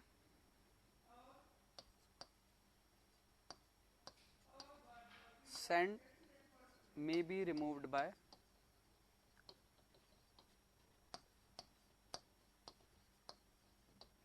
water। ओके, सैंड भी रिमूव हो सकती है वाटर की वजह से, और एयर भी रिमूव हो जाएगी। तो हमें क्या लगेगा, हमें लगेगा कि वहां पर आपके पास पर उस पर्टिकुलर सैंड के अंदर, जैसे इस क्वेश्चन को एकदम आसान लैंग्वेज में यदि अपन बात करते हैं, तो एक सैंड है ना, सैंड है, उसके अंदर बस सैंड पार्टिकल और उसके बीच में एयर है, इंटरप्ट एयर, और जो इंटरप्ट एयर है, उस इंटरप्ट एयर को क्या बोला जा रहा है, उस इंटरप्ट एयर को बोला जा रहा है आपके पास पर अमाउंट ऑफ एयर, है ना। उस अमाउंट ऑफ एयर को, या अपन वॉल्यूम ऑफ एयर को, इसको अमाउंट को यदि मैं वॉल्यूम में कन्वर्ट करता हूं, तो यदि उस एयर की जगह पर यदि वाटर आ जाएगा, उस एयर की जगह पर यदि वाटर आ जाएगा, तो वो क्या करेगा, तो यहां पर आपके पास पर वही चीज बोल रहा है, the reduction in the solid volume of the sand by reduction in the solid volume of the sand by, तो रिडक्शन होगा सॉलिड वॉल्यूम में, तो कैसे पता करेंगे reduction in the solid volume कैसे होगा? तो सॉलिड वॉल्यूम के अंदर पर रिडक्शन, हेलो समझ आ रही बात क्या बोल रहा है वो? Reduction in the solid volume, solid का वॉल्यूम में रिडक्शन कैसे देखने को मिलेगा? जब एयर की जगह पर भी वाटर आ जाएगा और सॉलिड की जगह पर भी वाटर आ जाएगा, तो सैंड का जो टोटल वॉल्यूम रहेगा वो आपको कम होता हुआ देखने को मिलेगा। क्लियर है बात? रिप्लाई नहीं आ रहा आप लोग का?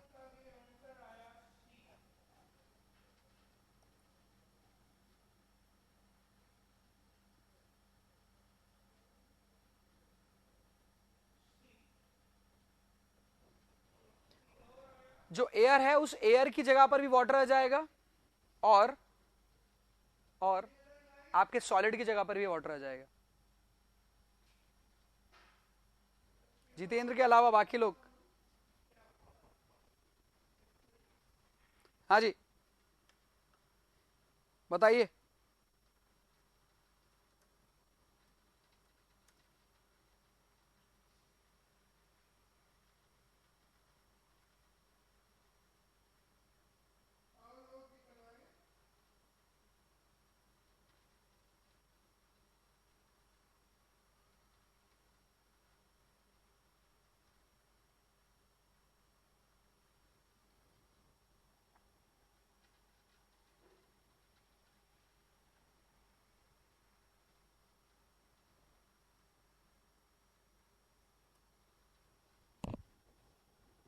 नेक्स्ट क्वेश्चन देखिए, क्वेश्चन नंबर 205।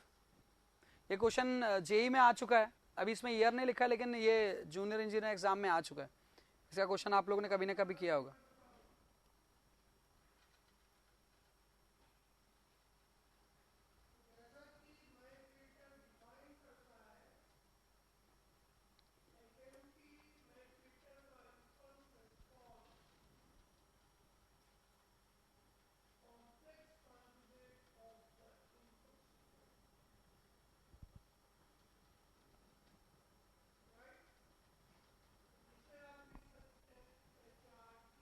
क्या कौन सी स्टेट का? अरे एसएससी जेई में आया भाई, कौन सी स्टेट का क्या होगा?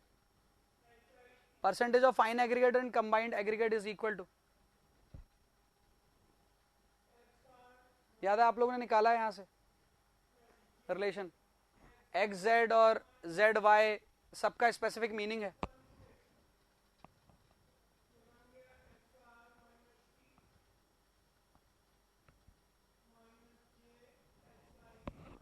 हाँ जी बिल्कुल।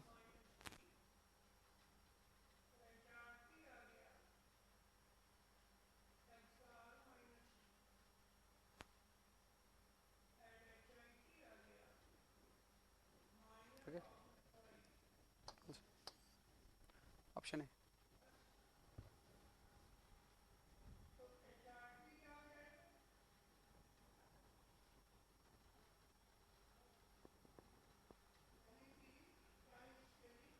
Question number 206। If 50 kg of fine aggregate and 100 kg of coarse aggregate are mixed in a concrete whose water cement ratio is 0.6, the weight of water required for a harsh mix is? Mix design से related question है।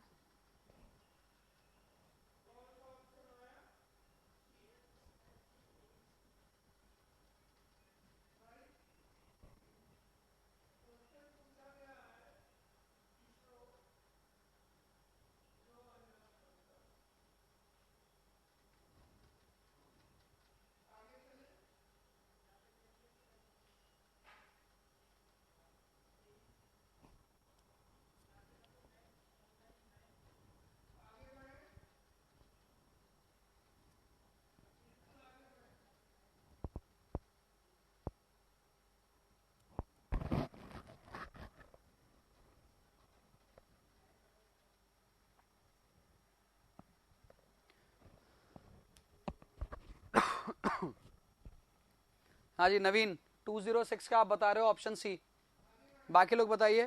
प्रद्युम्न नहीं बता रहे, बाकी लोग?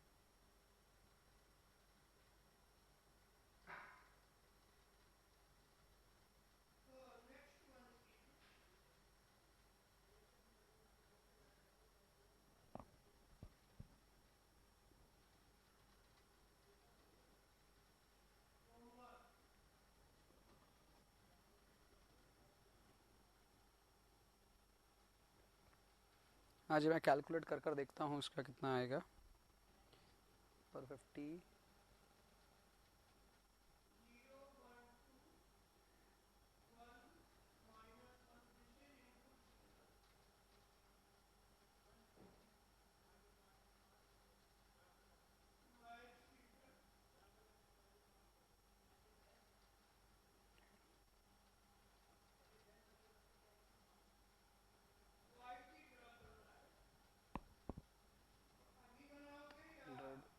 One is to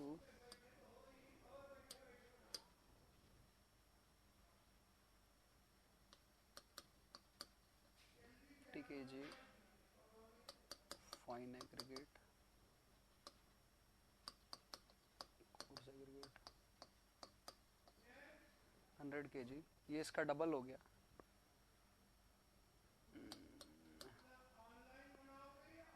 हाँ वो तो डबल ही होगा। इट कुड बी 50 kg और 25 kg सीमेंट। 1:2 या 1:2:4 तो नहीं हो गए। 4 होता तो इसका 25 50 का 4 टाइम। ठीक है, तो ये सीमेंट जो होगा आपके पास पर 25 से 50 kg के आसपास हो सकता है।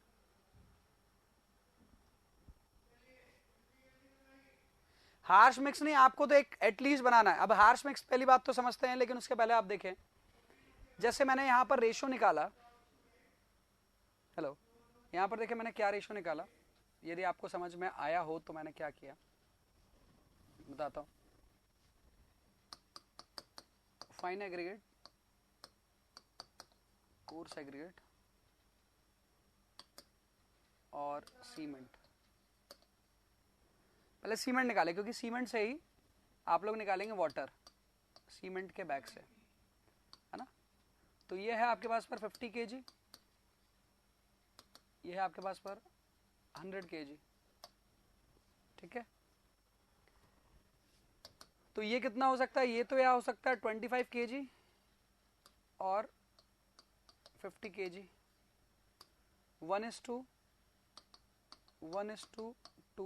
उसमें भी हो सकता है।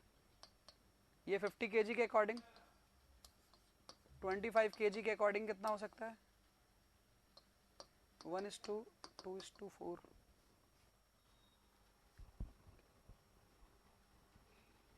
यदि इसके अकॉर्डिंग 1:2:4 हो जाता है तो 25 kg भी एटलीस्ट यदि यूज करते हैं आप, 25 kg भी यदि एटलीस्ट यदि आप लोग यूज करते हैं, हालांकि ये 25 kg ये तो आपके पास नॉमिनल मिक्स है, it is your nominal mix, और डिजाइन मिक्स होगा तो ये ही आएगा। नॉमिनल मिक्स है आपके पास पर, और if you use design mix तो डिजाइन मिक्स में आपके पास पर यही आएगा, क्योंकि ये कॉम्बिनेशन किसका है, ये M25 का। M25 comes in design mix, तो 25 के हिसाब से यदि 50 kg सीमेंट यूज होती है तो वाटर सीमेंट रेशो कितना है, 0.6, है ना। वाटर सीमेंट रेशो है 0.6, तो सीमेंट को उससे मल्टीप्लाई कर दो तो आ जाएगा वाटर की क्वांटिटी, सीमेंट को उससे मल्टीप्लाई कर दो तो आ जाएगी वाटर की क्वांटिटी, मतलब 50 × 0.6 तो हो जाएगा 30 kg। 30 kg वाटर की रिक्वायरमेंट है।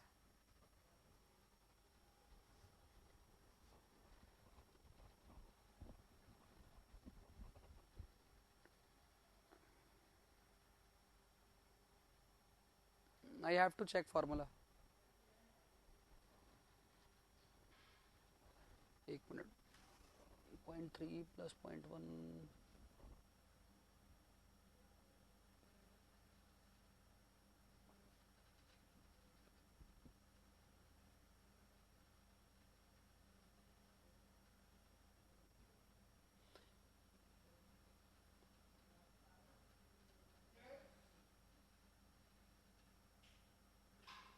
तो फिर आंसर यही होगा, फिर आंसर 12 kg होगा यदि आप निकाल रहे हो तो। मैं एक बार और चेक करता हूँ इसको मिक्स डिजाइन के रिलेशन से, ओके, मिक्स डिजाइन के रिलेशन से। कल अपन यहाँ से स्टार्ट करेंगे 206 से, ओके। तो कल की क्लास अपन 206 क्वेश्चन से स्टार्ट करेंगे। और कल मैं एक काम करता हूँ, कल स्टार्ट करूंगा मिक्स डिजाइन से। पहले मैं बताऊंगा आपको मिक्स डिजाइन के कैलकुलेशंस वगैरह, उसके बाद फिर अपन 206 क्वेश्चन ले लेंगे। ये बहुत सारे क्वेश्चंस मेरे को मिक्स डिजाइन से रिलेटेड देखने को मिल रहा है।